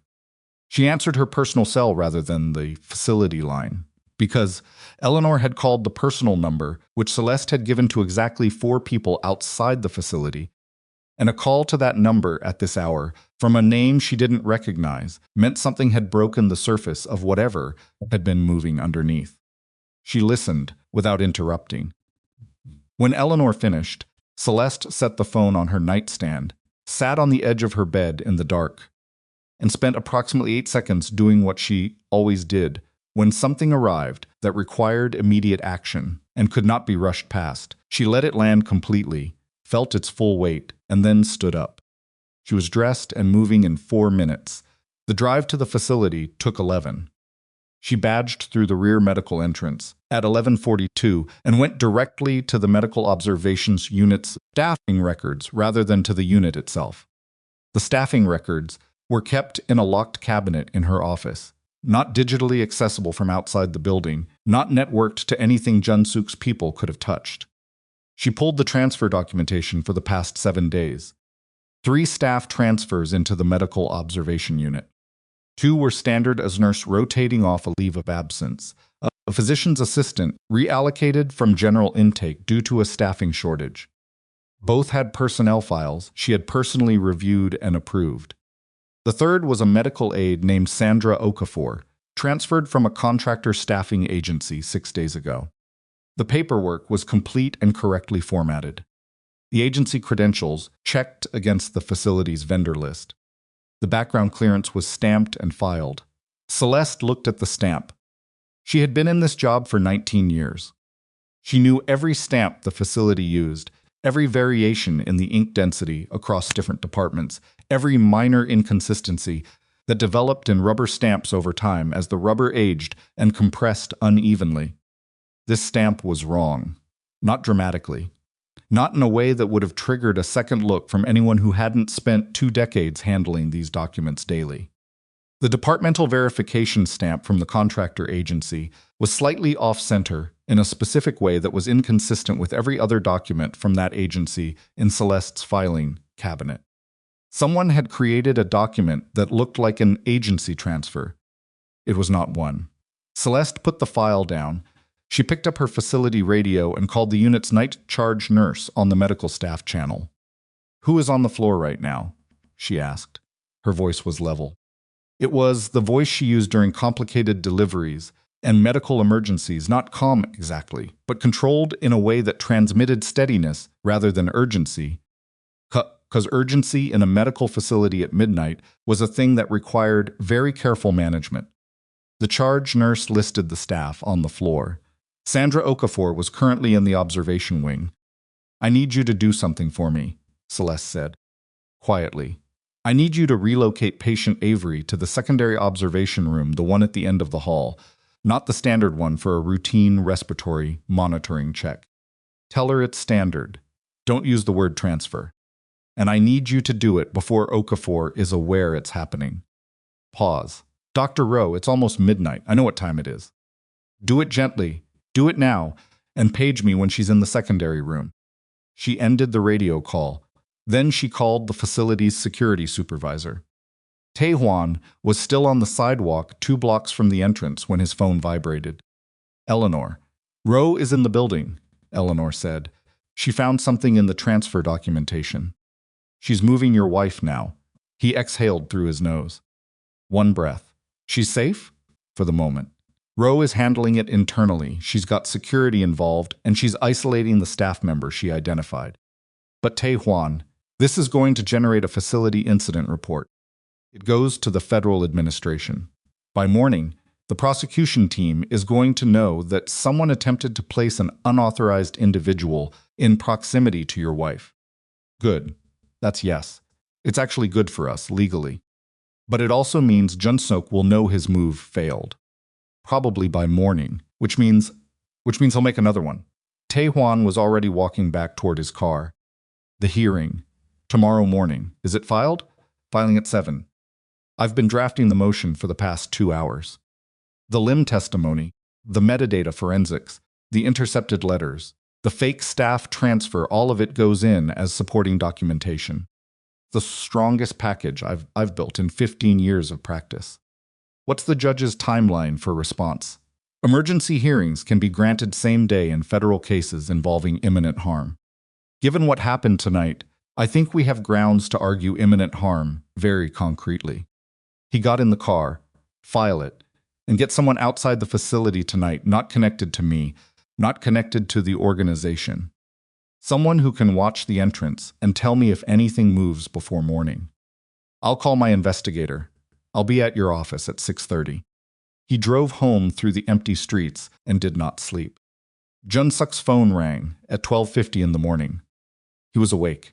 He had been awake since 11, sitting in the study of his house in Mercer Island with a glass of water he hadn't touched, running calculations that kept arriving at the same answer, that the situation had developed a momentum he was no longer fully directing. Tae-hwan had outside counsel. Tae-hwan had financial forensics on the security log. Tae-hwan had limb. Three things Jun-seok had not predicted with sufficient precision, and the compounding of them was producing an exposure profile that was beginning to feel less manageable than he had allowed himself to acknowledge. The call was from his contact inside the facility's contractor staffing system. It didn't work, the contact said. Okafor was identified. Security is with her now. The medical supervisor found something wrong with the transfer paperwork. Jun-seok set the glass of water down very carefully on the desk. Where is she now? He said. Security custody. She hasn't been interviewed yet. They're waiting for the federal liaison to arrive.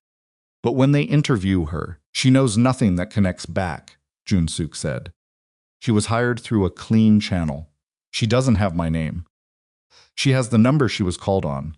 They can trace that. Jun-seok had anticipated this. The number was a burner, purchased through a third party, used once. Let them trace it. A pause. There's something else. The patient was moved before Okafor got near her. The doctor moved her specifically, which means someone told the doctor to look. Jun-seok absorbed this. Someone had told the doctor. Not the attorneys. They would have gone through the facility's official administrative channels, and that would have taken hours and left a traceable request. Someone had made a direct call to the medical supervisor's personal number at this hour, which meant someone with that number, which meant someone Imani had told about the medical record she'd filed, which meant... He stood up from the desk. Tae-hwan had the attorneys. Tae-hwan had the attorneys, and the attorneys had found the letters in the discovery batch, and the letters had led them to Dr. Rowe. And somewhere in that chain, Tae-hwan had been given information about what was happening inside that unit tonight, which meant Tae-hwan was not simply investigating anymore. Tae-hwan was moving. Jun-seok walked to the window of his study and looked at the water beyond his property, Mercer Island's shoreline, dark and still in the winter night, and felt the specific texture of a situation that has shifted from manageable to urgent. He had one significant resource remaining that he had not deployed. The Mercer Street location attack had used LIMS operatives, but the organizational infrastructure Jun-seok had built independently of the SEO syndicate over the past 4 years, the shadow structure, the accounts, personnel who answered only to him had not been touched. Tae-hwan didn't know its full scope. The financial forensics could find the foundation payments, but the personnel network existed in places the foundation payments didn't reach. Jun-seok had 4 men in that network whose skill set was not administrative. He had hoped not to use them at this stage. He picked up a different phone. Clean one. Made a call. Tomorrow morning, he said. I need to know where Tae-hwan is going to be and when. Tae-hwan was at Eleanor's office at 6:28. The motion was 47 pages. Eleanor had worked through the night with 2 associates and her forensic technology consultant, and what they had produced was, she said, the most comprehensively documented emergency pre-arraignment challenge she had filed in her career. Tae-hwan read the executive summary standing at the conference table because sitting felt wrong. Hyun-gis had sent 11 documents overnight, emails between Jun-seok and the Federal Evidence Processing Administrator who had flagged the security log corruption as a data migration error. A memo internal, dated 9 months ago, outlining the financial isolation of the foundation accounts and the method by which Imani's family's legacy company name had been attached to the shell. A brief, terrible message from Jun-seok to Yoon-ji 4 weeks after the arrest, in which Jun-seok referred to the intercepted letters using language that made Tae-hwan set the document face down on the table after reading it once. "You filed," he said. 7:03, Eleanor said. She looked like someone who had not slept but had consumed enough coffee to function past the point where sleep mattered. "The judge's clerk has already confirmed receipt. Emergency hearings, I've requested a same-day ruling given the overnight incident at the facility. When do we hear back? It could be 2 hours. It could be 6. It depends on the judge's calendar and whether the prosecution team gets notice and files a response before." Her phone rang. She looked at it. That's the prosecution. She stepped out. Tae-hwan stood at the window and looked at the city in the early morning light and thought about Imani waking up in the secondary observation room if she had slept at all, if anyone had told her what happened last night, if she understood that the man who had watched her put in a van 3 weeks ago was piece of pages and a federal emergency motion away from finally doing the thing she had asked him to do from the beginning. Follow the money. He had followed it. He was sorry it had taken this long to decide to look. Eleanor came back in. "The prosecution team received the motion at 7:15, she said. Their senior attorney read the executive summary and the Lim testimony before 8. They want a meeting. Not a hearing, a direct meeting. Today, this morning, if possible." Tae-hwan turned from the window. "That's faster than I expected. They don't want this case," Eleanor said flatly. "A federal prosecution built on fabricated evidence with a defendant who is pregnant in a medical observation unit, who has been filing financial forensics from inside the facility for 3 weeks, and who has documented letters that were intercepted by the man who fabricated the evidence. This is not a case any federal prosecutor wants to take to a jury." She paused. "They're going to try to manage this quietly and quickly." "Quietly doesn't work for me," he said. "Imani needs a public exoneration. On record. Irrevocable. I understand. That's what we're going to negotiate." She picked up her jacket. "But first, you need to understand what you're bringing to the table in exchange." He already knew. "My cooperation statement. Full cooperation. Jun-seok's activities within your organization, including the elements that touch your own operations. The federal prosecutors are going to want the whole picture. They'll protect what they can protect under a cooperation framework, but they need complete disclosure. I know this affects the CO Pacific Group's legitimate infrastructure significantly. I know what it affects." He looked at her. "Schedule the meeting." The meeting was at 9:30 in a federal building downtown, in a conference room that was aggressively ordinary beige walls, fluorescent lights, a laminate table with chairs that had been replaced at least twice since the building was built. 3 prosecutors, a supervising attorney, and a representative from the Federal Evidence Integrity Office, who had been brought in specifically because of the metadata forensics. Eleanor sat beside Tae-hwan. His personal attorney, a quiet Korean-American man named David Shin who had represented him for 8 years, sat on his other side. The lead prosecutor was a woman in her 40s named Assistant Yu. S. Attorney Christine Park, no relation. The coincidence of the name landing with a small irony in the room, who had the particular economy of motion of someone who processed information faster than she spoke, and was always slightly ahead of whatever sentence she was currently in. She opened with the metadata analysis. She had read it. All of it. The forensic technology consultant's report was 41 pages, and she had annotated 12 of them overnight. Tae-hwan could see the annotations from across the table, specific, technical, the margin notes of someone who understood exactly what she was looking at. The signature match between the security log, corruption, and the document used against Mr. Lim, Park said, is statistically significant at a level that makes independent generation of both documents by 2 separate sources essentially impossible. That's the consultant's finding, Eleanor confirmed. Which means the same person or the same technical infrastructure created both documents. Yes. Park looked at Tae-hwan. Mr. Fusio, the cooperation agreement your attorney has indicated you're prepared to consider. I need to understand its scope before we discuss anything relating to your wife's case. Are you prepared to provide a full disclosure of CO Jun-seok's activities within your organization, including activities that intersect with your own? Yes, he said, including activities that constitute prosecutable offenses under federal organized crime statutes? Yes. Park looked at him for a moment. Not evaluating his sincerity, she had done that already. She was doing something else. Something that looked briefly like the thing a person does when they are recalibrating the shape of a situation they thought they understood. We need to discuss your wife's arraignment, she said. Scheduled for tomorrow. We need to postpone it, Eleanor said. Given the volume of evidence presented this morning, demonstrating that the evidentiary basis of the prosecution was fabricated, we're going to recommend to the court a 60-day postponement of the arraignment pending an emergency evidence integrity review, Park said. That review will be conducted by the Federal Evidence Integrity Office. She nodded toward the representative from that office. If the review confirms what this morning's motion documents, and based on what I've read, I expect it will, we will file to have the charges dismissed. Tae-hwan held very still. Dismissed, Eleanor said. With a formal record of exoneration by the court. On record. Public. Park looked at Tae-hwan again. Your wife spent 3 weeks in a federal facility on charges that appear to have been fabricated by a third party using corrupted federal evidence systems. The government's position on that situation, when confirmed, will be unambiguous. He pressed his palms flat against the table. Not hard, just flat. Something to push against.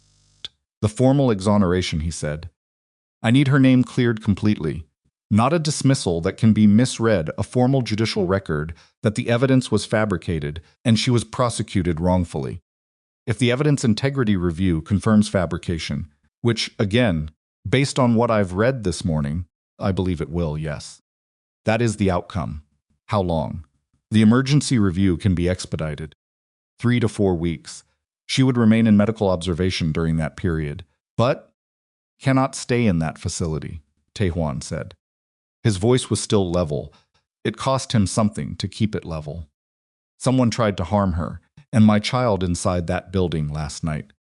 She is not spending another 4 weeks in a facility where Jun-seok has already demonstrated the ability to place personnel.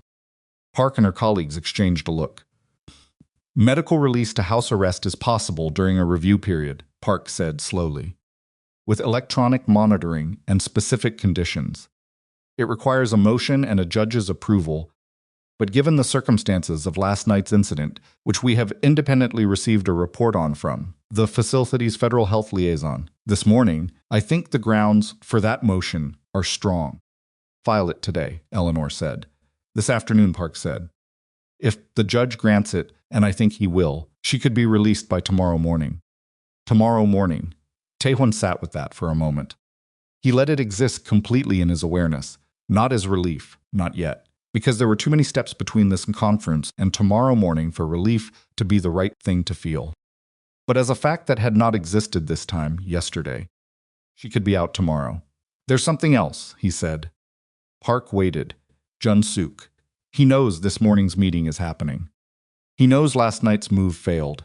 He has personnel resources outside the foundation account structure, a separate operational network I'm going to document completely in my cooperation statement. Those personnel are not administrative. When he understands the full scope of what's happening, he will use them. Park's expression sharpened. You're saying he's a flight risk. I'm saying he's a man who has spent 20 years ensuring that every situation has an exit. I need him arrested before he decides to use the one he's already planned. Park looked at the supervising attorney. Something passed between them that was efficient and complete in the way of two people who have worked together long enough to communicate past the verbal layer. We'll need the cooperation statement first, the supervising attorney said.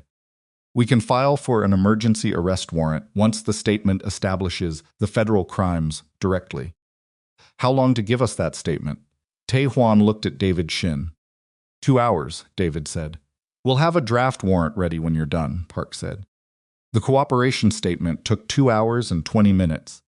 Tae-hwan sat in a side room with David Shin and two federal stenographers and went through it piece by piece, organization activity by activity, the parts that touched Jun-seok and the parts that touched himself, the full financial architecture of the Seo Pacific syndicates, above-board and below-board operations laid out in the methodical, comprehensive way of a man who has decided that the thing he is dismantling is worth less than the reason he is dismantling it. He did not pause. He did not equivocate. He did not ask which parts could be softened. David Shin, beside him, occasionally inserted legal qualifications and framing adjustments that was his job, and he did it cleanly, but Tae-hwan's testimony itself was direct, unhedged. The kind of testimony that a person delivers when they have passed the point where protecting the institution is the priority. When they finished, David looked at him across the table with an expression that was professional and contained and had underneath it something that was not quite admiration, but was adjacent to it. "This is going to change the organization significantly," David said. "I know. The legitimate operations can survive most of it. The restructuring will be—" "I know," Tae-hwan said again. "File it." The arrest warrant for Seo Jun-seok was issued at 2:17 in the afternoon. Jun-seok was in his office on the 40th floor when federal agents arrived. He had been there all day, not because he was unaware of what was coming. By noon he had understood the general shape of what was happening, the meeting, the cooperation statement, the direction of travel. He had understood it the way you understand. The arrival of a storm you have watched building on the horizon. When the wind has already changed and the light has already shifted, and all that remains is the decision of whether to run or to stand in it. He had sent Yun-ji home at 11. He had dismissed his other staff at noon. Splitting. He had sat at his desk and looked at the city through the floor-to-ceiling glass and thought about the particular sequence of decisions that had brought him here, the first foundation payment 7 years ago. A small thing. Barely a decision at all, barely a crossing of a line, and then each subsequent decision that had been made slightly easier by the one before, until the decisions were large and the line was very far behind him, and the only direction available was forward. He had never planned to harm Imani's child. He had planned a great many things: the framing, the evidence architecture, the political management of Tae-hwan's doubt, and he had planned them with the clean strategic intelligence he prided himself on. But the instruction he had given about the pregnancy had been different. It had been reactive. It had been the decision of a man who had felt the ground shift and grabbed for whatever was available. He knew the difference.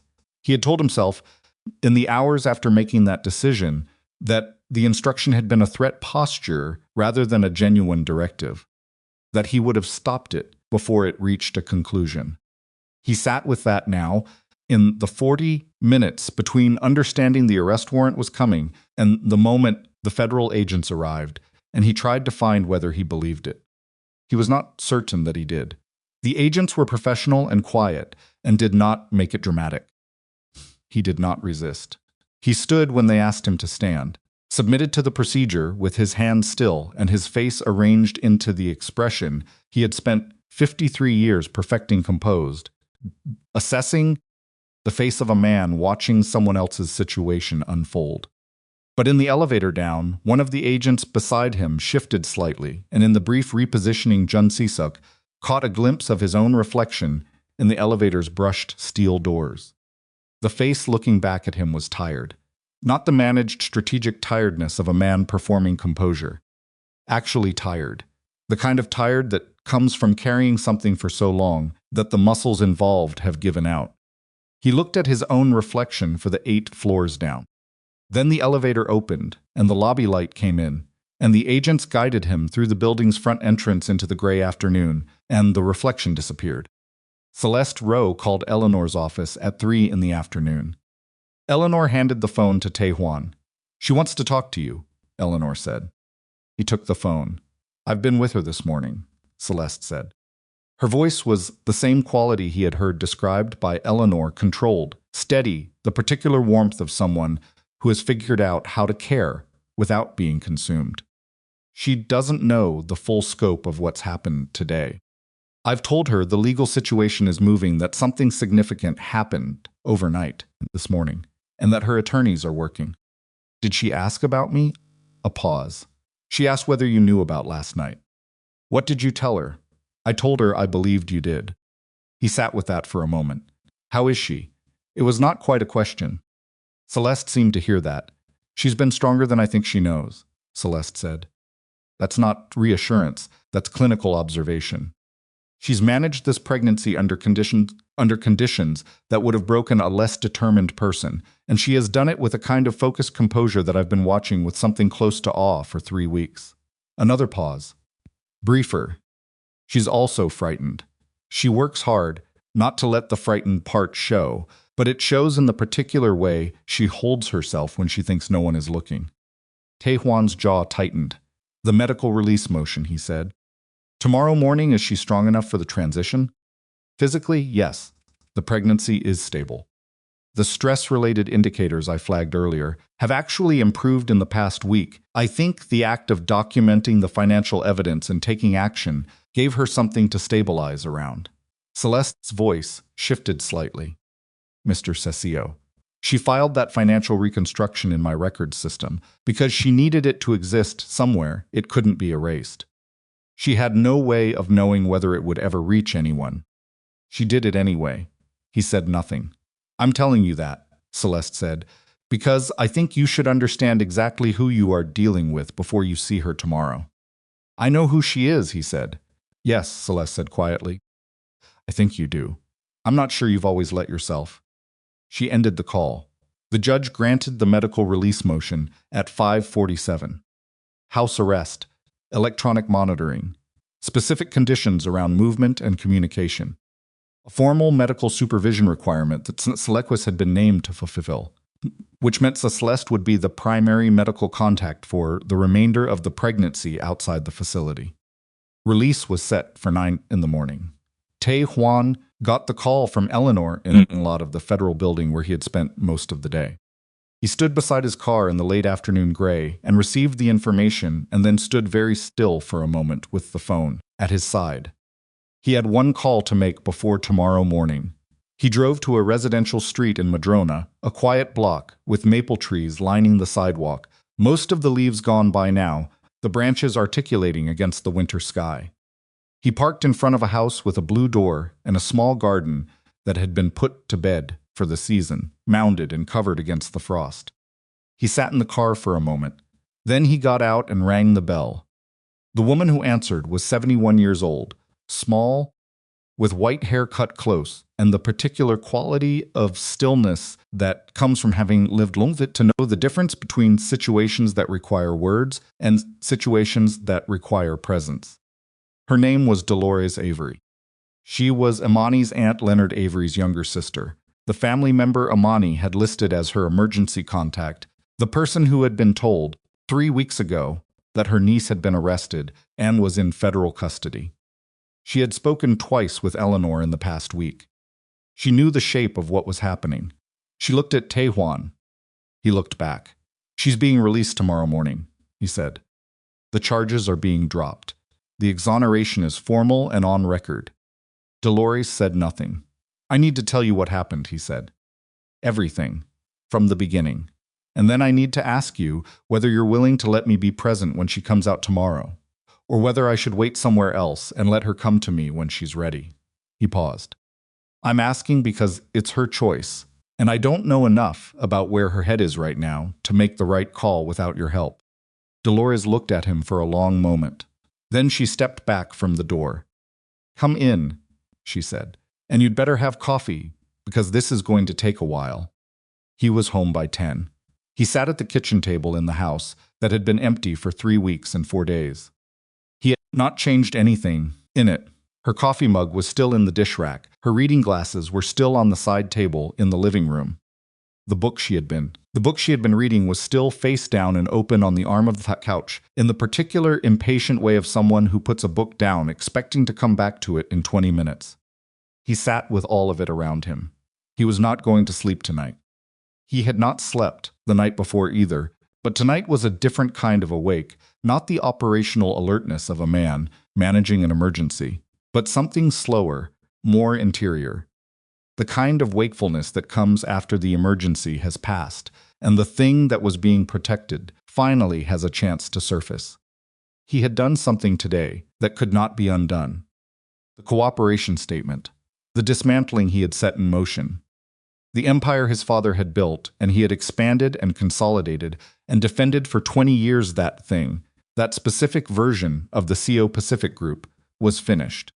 The legitimate infrastructure would survive in some form. The restructuring David Shin had warned him about would take years and would produce something unrecognizable from what currently existed. He sat with that. He had expected to feel the loss of it more sharply, the way you expect a wound to hurt in proportion to its size.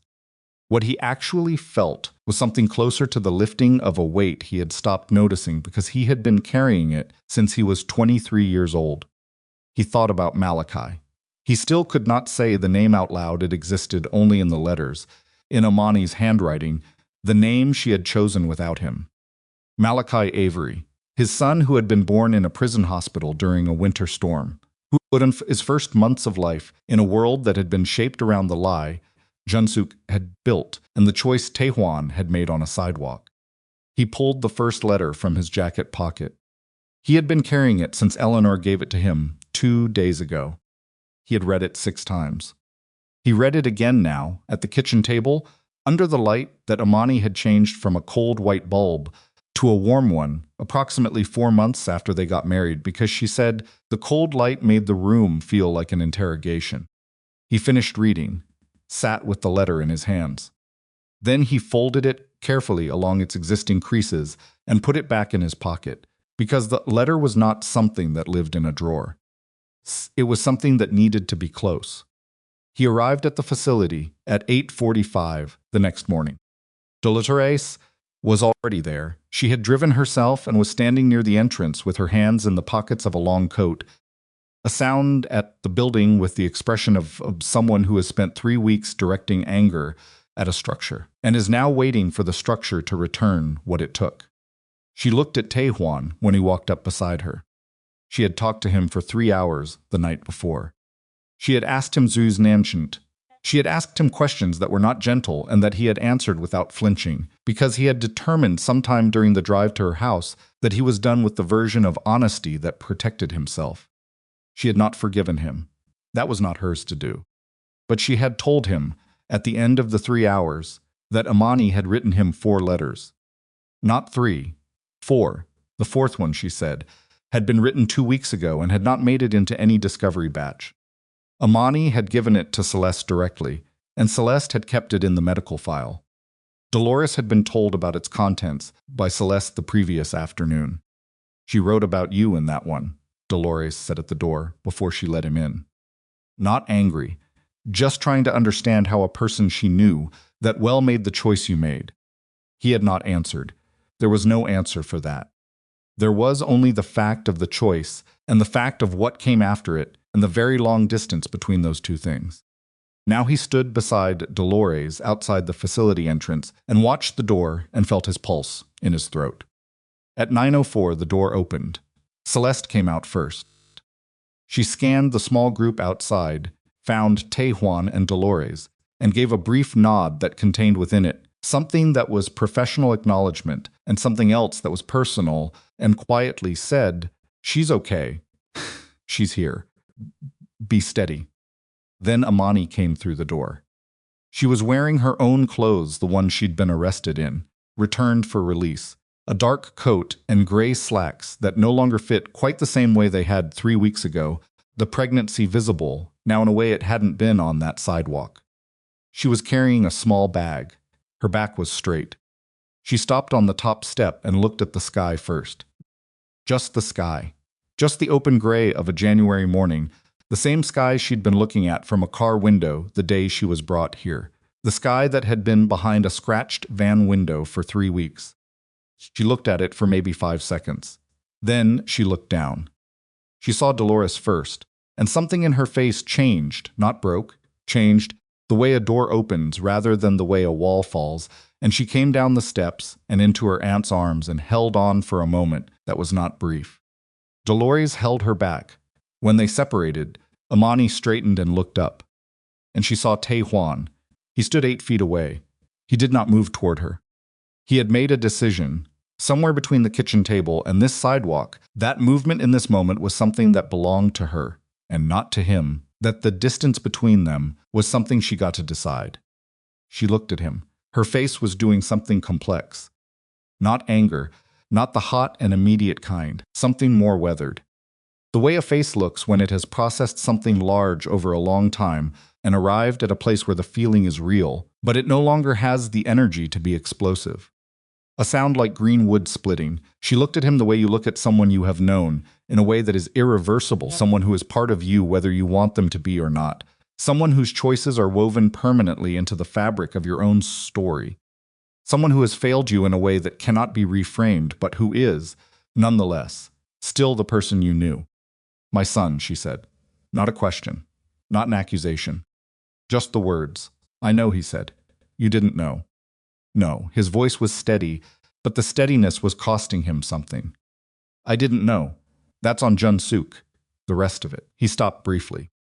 "The rest of it is on me." She looked at him for a long moment. Cold moved between them. "I want to go home," she said.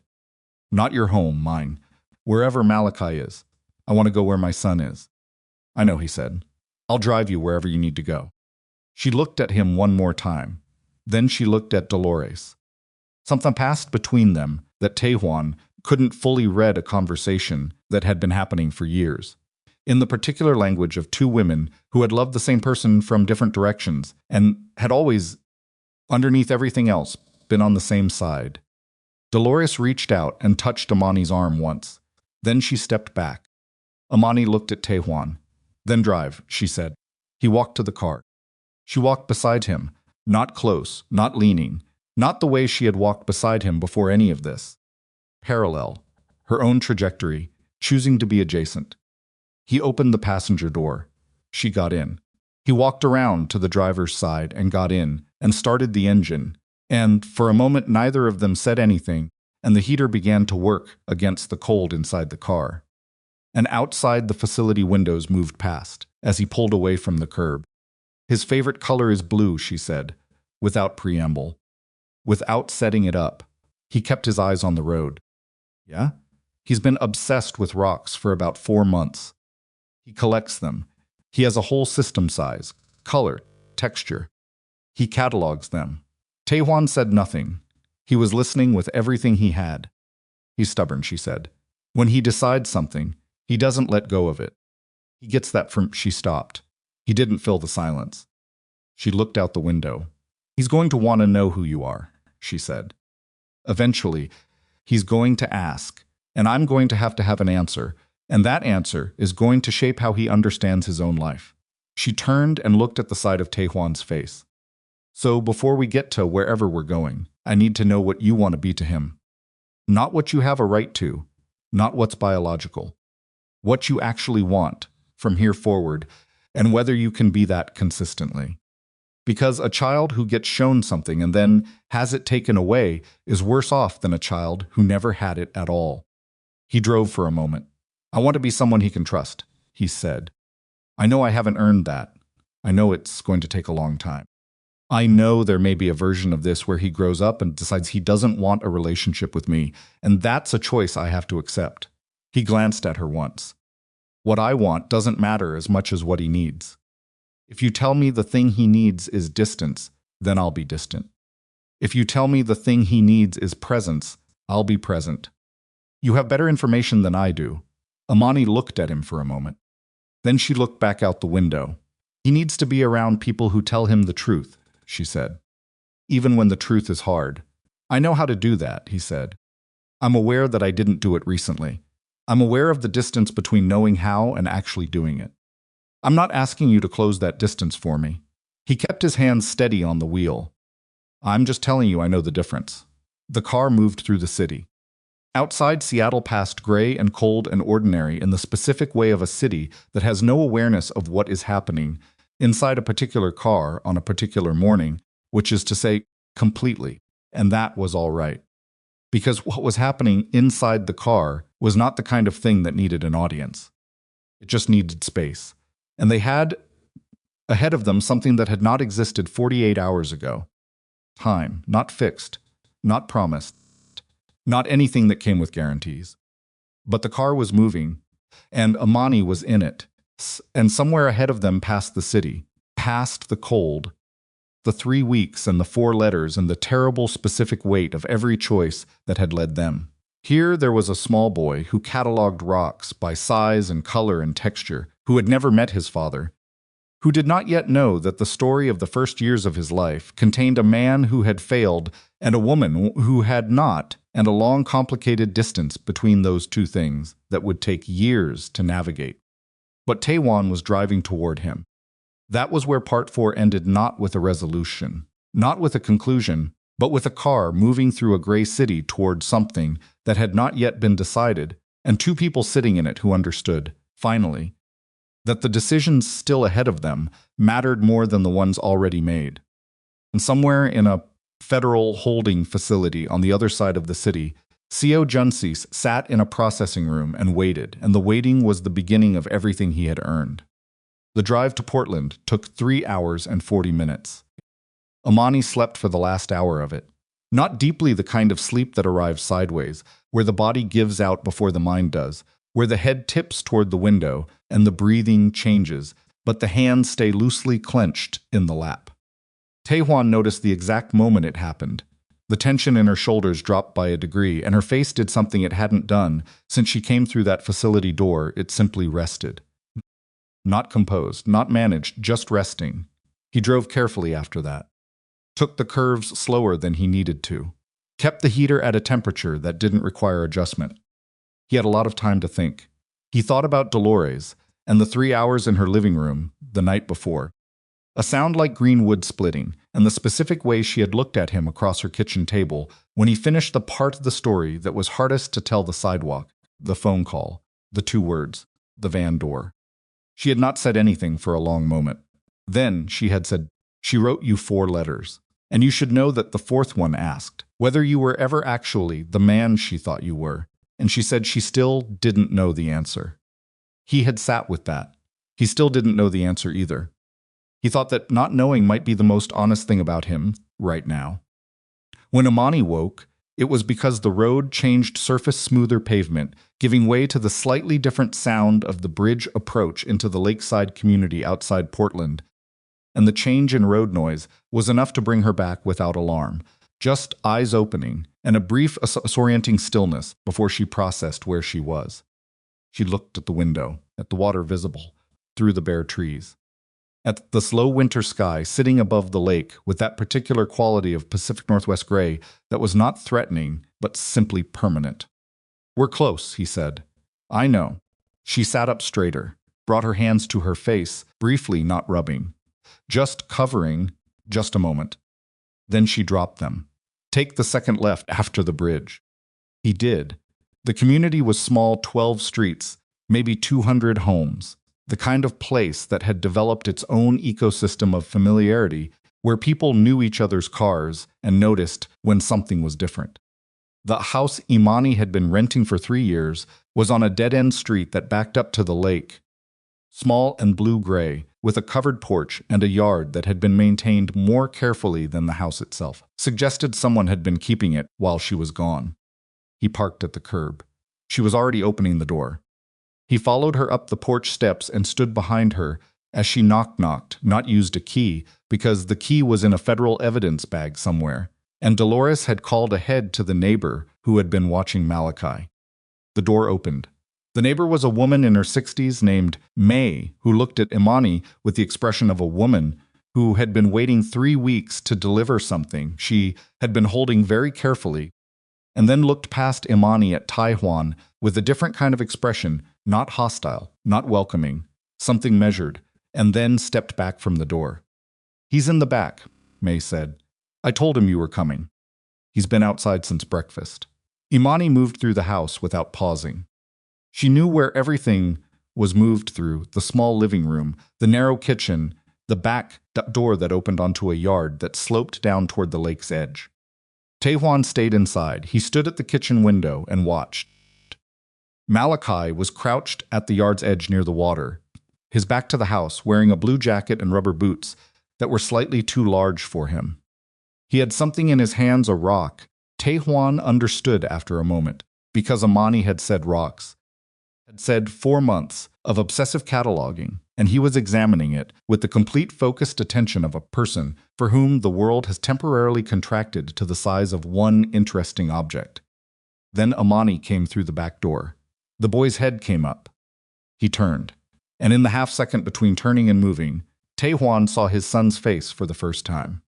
Imani's bone structure, her coloring, her exact particular quality of expression that she used when she was about to feel something large, but the eyes were different. The eyes were his. The same shape, the same depth, the same dark that Tae-hwan had, looked at in a mirror for 41 years and never thought to assign to anyone else. Malachi dropped the rock and ran. Not elegantly, he was 8 years old and wearing boots that were too large, and the yard had frost on the grass, but with the complete investment of a child who has processed something enormous and needs to close the distance immediately. He hit Imani's, somewhere around the ribs, and she absorbed the impact and went down to one knee and wrapped both arms around him and held on. And the boy buried his face against her shoulder, and she pressed her face against her shoulder, and she pressed her face against the top of his head, and both of them stayed absolutely still for a moment. That was private in a way that made Tae-hwan look away from the window.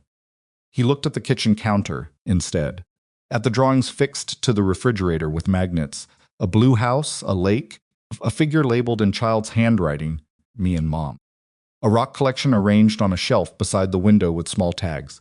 The tags written in the same handwriting, each one identifying the rock's location of origin and its specific qualities. He looked at those tags for a long time. When he looked back at the yard, Imani had straightened and was saying something to Malachi, low, close, her hands on both sides of his face. The boy nodded twice. Then he looked at the house, at the kitchen window, at Tae-hwan. Tae-hwan did not move, did not wave, did not perform anything. He simply stood at the window and let the boy look. Malachi looked for approximately 4 seconds. Then he looked back at his mother. May left after an hour. The house settled into its own sounds, the lake outside, the occasional pop of the old heating system, the particular conversational quiet of a child who had been told something large and was processing it in the specific way of an 8-year-old, which was to say, intermittently, unpredictably, interrupted by hunger and questions about completely unrelated things. Malachi ate a bowl of cereal at the kitchen table and looked at Tae-hwan from across the room with the steady, unabashed assessment of a child who has not yet learned that staring is considered rude. Tae-hwan sat in the chair nearest the door and did not try to fill the space. Imani moved through the house, doing the ordinary things, checking the refrigerator, finding that May had stocked it, making tea, sitting at the kitchen table across from her son, and asking him questions about the 3 weeks in a voice that was light and present and gave the boy no weight to carry. At some point, Malachi looked at Tae-hwan directly and said, "Are you my dad?" The word landed in the kitchen with the simple precision of a question that has been held for some time and released at the right moment without strategy. Tae-hwan looked at the boy. "Yes," he said.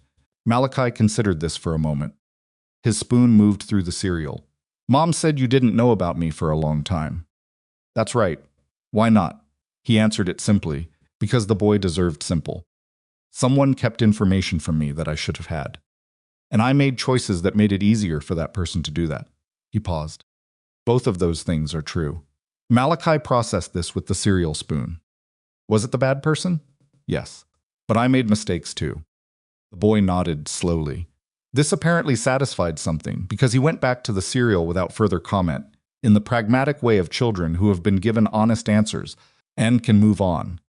Imani looked at Tae-hwan from across the table, not with gratitude, not with the warmth of a reconciliation scene. Sound scene. With something more complicated and more real, the look of a woman noting that a man did the thing she would have needed him to do, and filing that information in the part of herself that was still in the process of deciding what it meant. Jun-seok's federal arraignment was 4 weeks after his arrest. Tae-hwan did not attend. He had provided everything the federal prosecution needed through his cooperation statement, through David Shin's coordination with the prosecutor's office, through the 11 documents Hyun-gi had sent overnight and the subsequent interviews Hyun-gi gave to federal agents, with the cooperation agreement protecting him from the worst of his own exposure. The charges against Jun-seok were extensive: fabrication of federal evidence, obstruction of justice, wire fraud, conspiracy, unauthorized access to federal evidence processing systems, and separately, grimly, the conspiracy to cause harm to a federal detainee and her unborn child, which carried its own weight in the charging document and which Jun-seok's attorney had spent 2 weeks attempting to frame as a mischaracterization of intent, an argument that the federal evidence did not support. Sandra Okafor had cooperated fully within 48 hours of her detention. She had not known the name of the man who hired her, but she knew the number she was called on and she knew the instructions she had been given, and she was willing to state both in precise detail.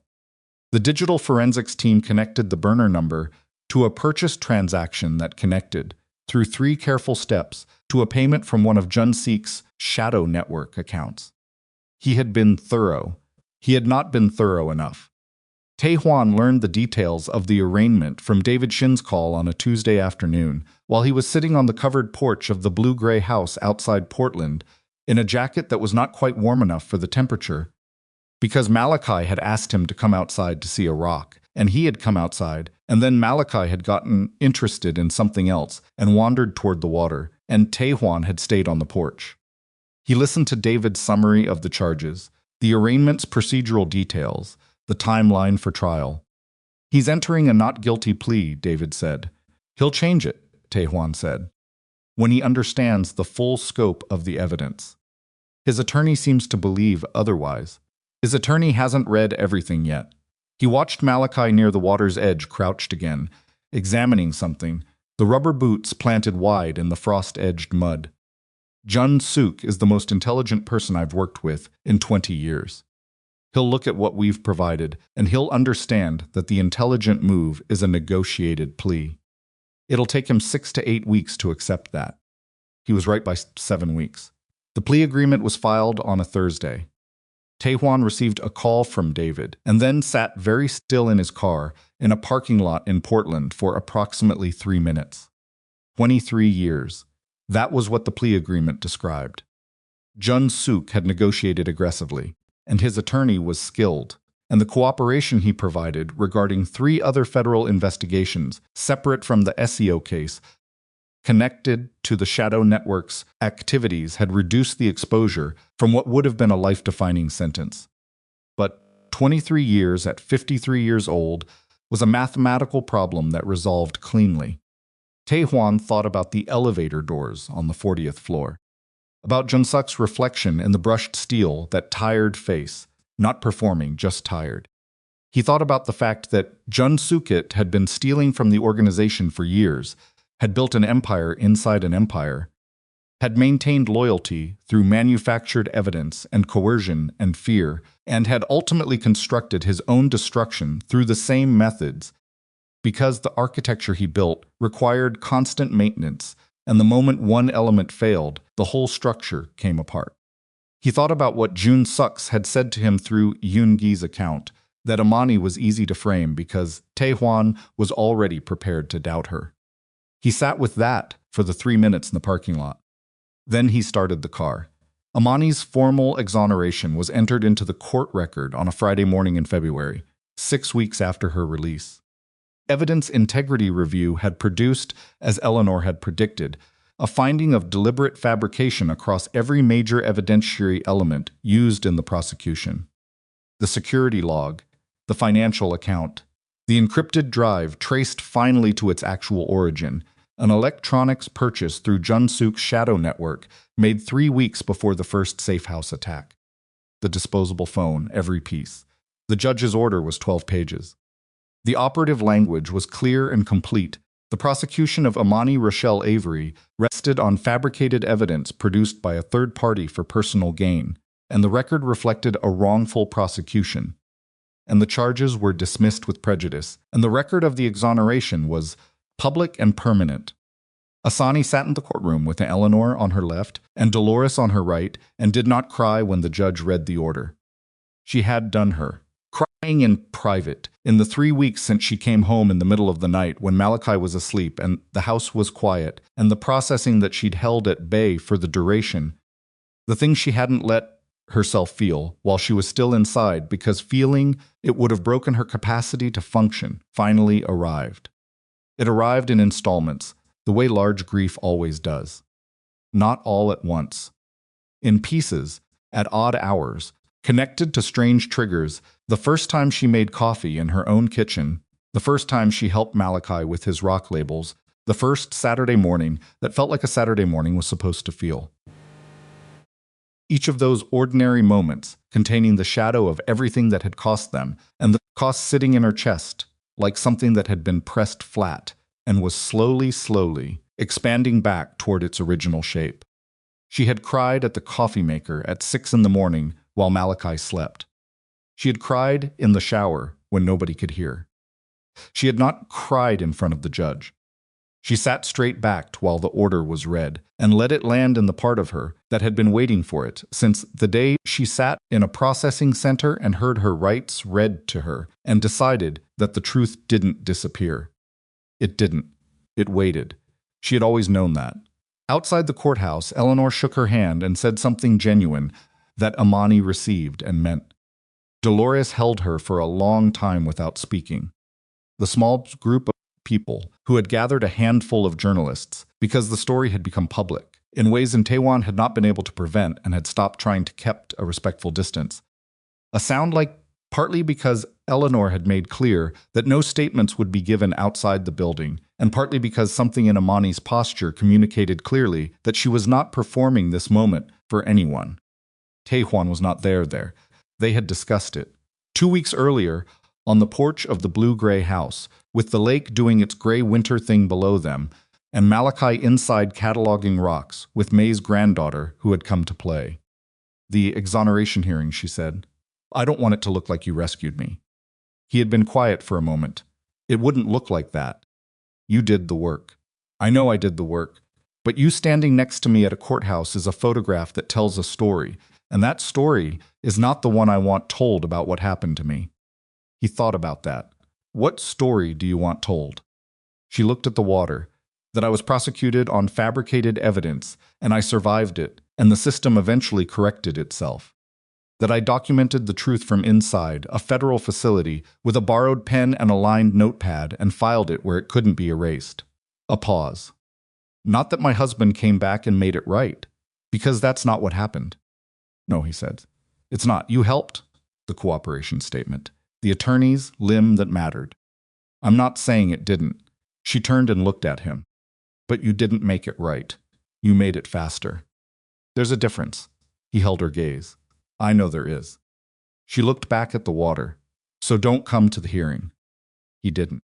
He was in Portland, at the house, because Malachi had asked if he was coming back, and he had said yes, and the word yes to an 8-year-old required presence as proof. He was teaching Malachi chess.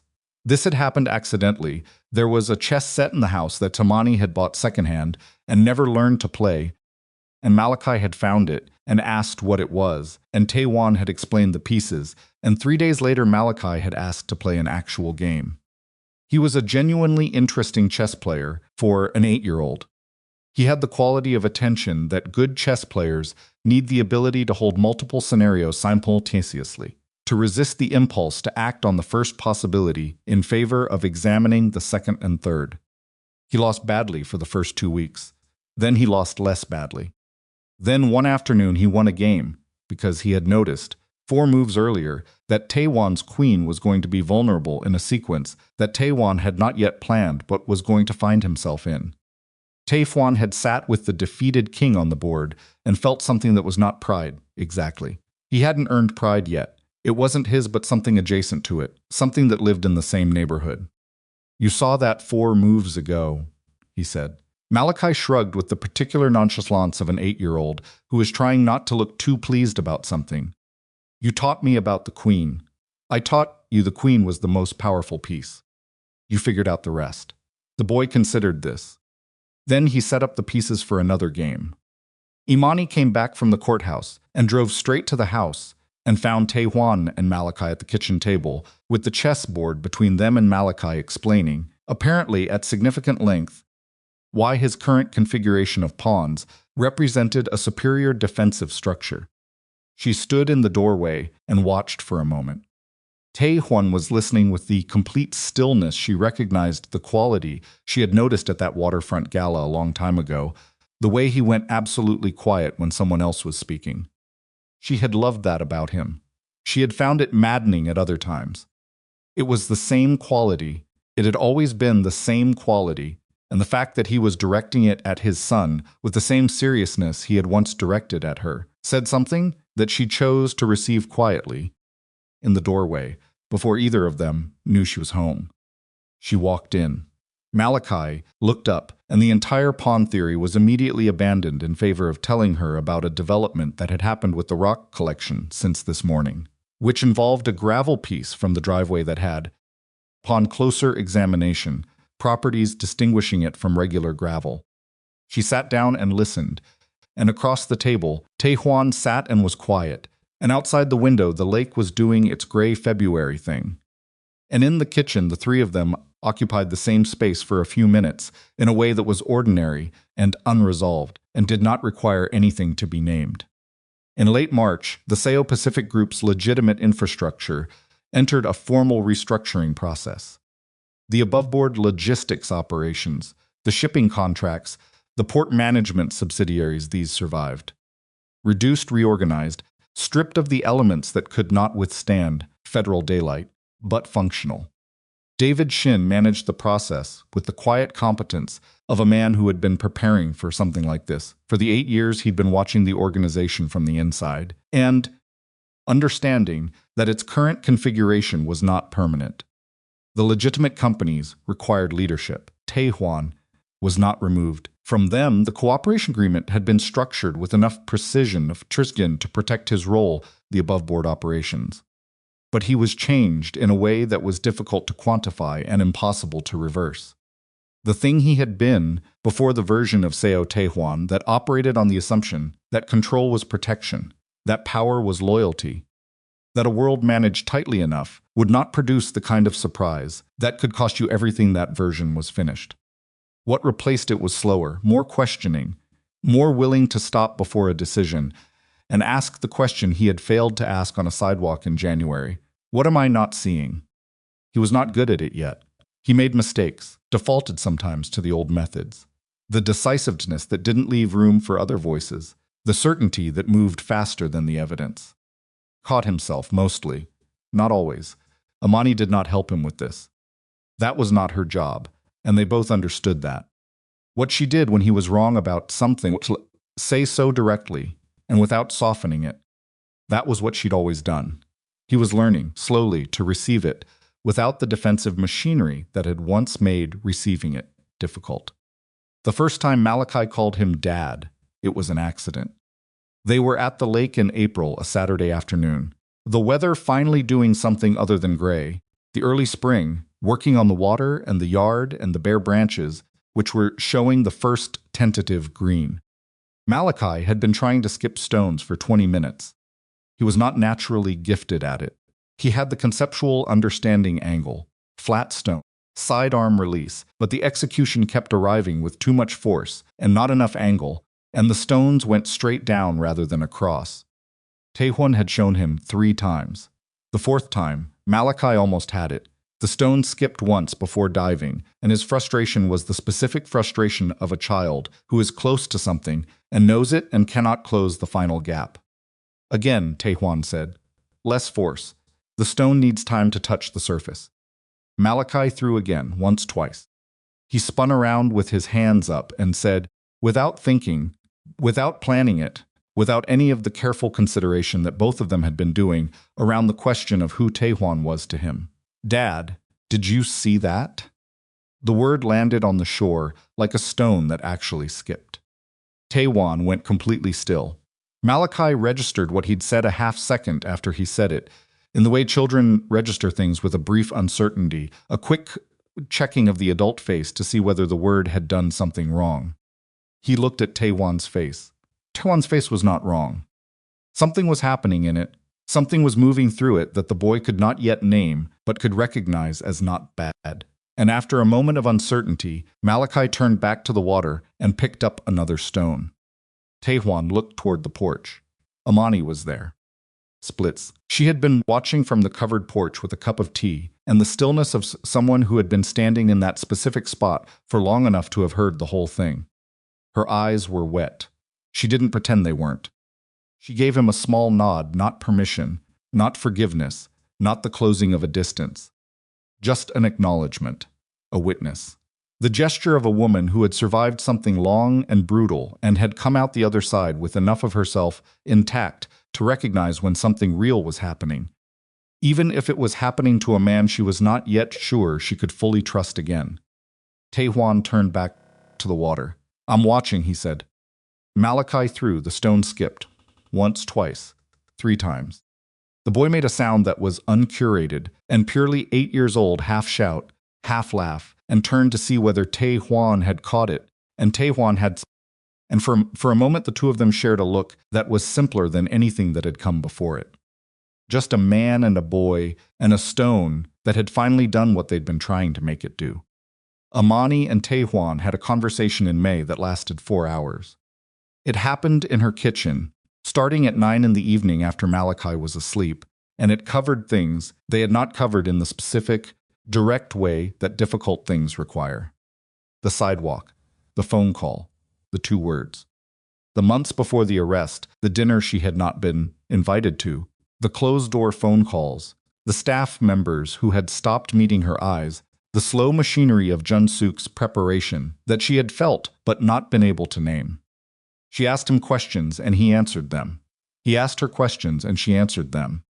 Neither of them performed anything. There were moments when one of them went quiet and the other waited because some things take longer to say than other things, and the time required to say them cannot be rushed. At one point, she said, "I knew something was wrong for months before the arrest. I kept thinking if I could find the right evidence, if I could put it in front of you clearly enough, you would choose to see it. Set." "I know," he said, "but the problem wasn't the evidence. The problem was that someone had already told you a story about me, and you had already decided whether it was plausible. And when I came to you with a different story, it had to compete with the one already in there." He did not try to qualify that. "Yes, that's the part that was yours," she said. "Not Jun-seok's." "Yes." She looked at him across the kitchen table. "I need you to understand something. I don't think you're a bad person. I think you made a specific choice in a specific moment that was the wrong choice. And I think you made it because it was easier. And I think you've spent the past 4 months understanding that. I'm not saying this to be cruel. I'm saying it because if we're going to build anything going forward, anything at all, even just a co-parenting relationship that functions, it has to be built on both of us understanding exactly what happened. Not a softened version. "I understand," he said. "Does it feel like enough?" she asked. Understanding it? He thought about that for a long moment. "No," he said. "But I'm not sure understanding is supposed to feel like enough. I think it's supposed to feel like the beginning of a very long process." She looked at him. "That's the most honest thing you've said to me in a year," she said. He said nothing. "Our old marriage is over," she said. "I need you to know I mean that. Not as a threat, not as a bargaining position. I mean it as a fact. That thing doesn't exist anymore, and it can't be rebuilt because it wasn't built correctly to begin with. I know. What exists now is 2 people who are going to raise a child together and who may, over time, figure out what else exists between them, if anything." She held his gaze. "I'm not ready to answer that question yet. I don't know if I will be." "I'm not asking you to answer it," he said. "I'm asking for the opportunity to be present. To show up when I say I'll show up. To be someone Malachi can predict." A pause. "And to be someone you don't have to manage or protect yourself against. I know that's going to take time to demonstrate. I'm not asking you to assume it." She looked at him for a moment longer. Then she stood and brought the empty teacups to the sink and stood at the sink for a moment with her hands on the edge of the counter, looking at the dark window above it. "I'm going to ask you something," she said, "and I need a real answer. All right, when you stood on that sidewalk in January and you watched them put me in the van in that moment, before Jun-seok said anything about Mercer Street, before anything pulled your attention. What did you think I was trying to tell you? He was quiet for a while. I thought you were going to say you were innocent, he said. I thought it was another version of the same thing you'd been saying. She turned from the sink and looked at him. But, she said, because she could hear that there was a but. But something about the way you said my name, he said. The third or fourth time. There was something different in it. It wasn't the same register as the other times. He looked at the table. I told myself it was desperation, that you were frightened and the register changed because of that. He paused. I think I knew it was something else. I think I chose not to find out. The kitchen was quiet. Your son was trying to be born, she said. And his father turned away. The sentence had no performance in it. It was not designed to wound. It was simply the true shape of the thing that had happened, stated in the simplest possible language, because some things can only be held in simple language, or they become something other than what they are. Tae-hwan received it without defense. Yes, he said. That's what happened. She looked at him for a moment. Then she said, I'm going to sleep. We can talk more when we need to. She walked to the hallway. At the doorway she stopped, not turning fully. There's an extra blanket in the closet if you're cold. Malachi wakes up at 6:30, and he'll want to show you the rock he found this afternoon, before he does anything else. Don't be late. She went down the hall. Tae-hwan sat at the kitchen table in the quiet house. Outside the window, the lake was dark and still, and the trees along its edge were green now, a quiet, early-season green, new and not yet sure of itself. The kind of green that appears tentatively, and then given enough time and the right conditions, simply becomes the color of the place. He sat there for a while. Then he found the extra blanket in the closet and settled on the couch and was asleep before he meant to be, in the way of someone who has been running on something other than rest for a long time, and finally, in this specific room with these specific sounds, finds no reason to keep going. In late summer, on a Saturday, Imani drove to a garden center outside Portland and bought 2 tomato plants and a trowel and a bag of soil amendment. And when she got home, Malachi helped her dig holes in the small raised bed along the back fence. And Tae-hwan sat on the porch step and handed down tools when they were needed and was otherwise quiet. Malachi got dirt on everything. Imani laughed at something. Malachi said a real laugh, unprepared, the kind that came out before she knew it was coming, and the sound of it crossed the yard and hit Tae-hwan somewhere in the chest that he had stopped defending a while ago. He looked at the two of them in the dirt with the tomato plants and the late summer light coming through the trees along the lake, and he thought about the man he had been on a sidewalk in January of the previous year. The man who had chosen the easier story, who had turned away when his wife called after him with something urgent in her voice, that he had chosen not to investigate. He thought about what had been built since then, and what had been dismantled, and the specific cost of both, and whether what existed now, this yard, this Saturday, this ordinary and unresolved and genuinely difficult situation he was living in, was worth what it had cost. The answer was not simple. Nothing about these answer was simple. There was still a woman in this yard who was figuring out, day by day, what it meant to trust him again, or whether she was going to. There was still a child who called him dad sometimes, and sometimes just stood near him in the way children stand near people they are still taking the measure of. There was still a restructured organization, and a cooperation agreement, and a record in a federal courthouse, and 23 years of a man who had been his family sitting in a federal facility. There was still a long way to go, but he was here. He was on the porch step in the late summer light, and his son was covered in dirt explaining the structural theory of the raised bed to his mother, and his wife was kneeling in the soil with her hands working, and nobody was pretending the past was different than it was, and nobody was pretending the future was resolved. They were just in it, together, imperfectly, without a map, a sound like green wood splitting, making the choices that were available to them in the current moment rather than the ones they wished had been available in a different moment. He handed down the trowel when Malachi asked for it. Malachi took it and went back to digging. Imani looked up from the soil and found Tae-hwan's eyes for a moment, just a look, not loaded with anything more than what it was, which was two people acknowledging each other across a yard on a Saturday. She looked back down. He looked at the lake. The summer was on the water, moving the way water moves in August slowly, with a quality of light that doesn't argue with anything, that just sits there and does its patient work of being what it is. He had spent a long time being a man who believed that protecting his family meant controlling everything around them, keeping the walls up, managing the information, moving fast enough that doubt couldn't find a landing spot. What he understood now was different. A family could be destroyed in one moment by one person who chose the comfortable version of the truth over the real one.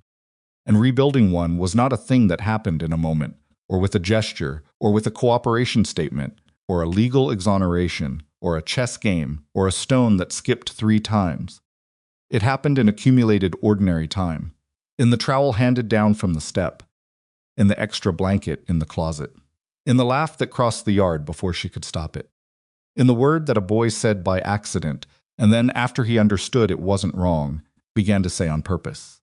In 2 people, sitting in a kitchen at 9 o'clock and telling each other the true shape of things, even when the true shape was uncomfortable to hold. He watched the lake. The summer moved on the water. And Tae-hwan, who had once believed that the most dangerous thing in the world was a situation he couldn't control, sat on a porch step in the afternoon light and understood for the first time, clearly and without any remaining ambiguity, that he had never been more uncertain about anything in his life than he was about what came next, and that the uncertainty was, in its own complicated way, exactly where he needed to be.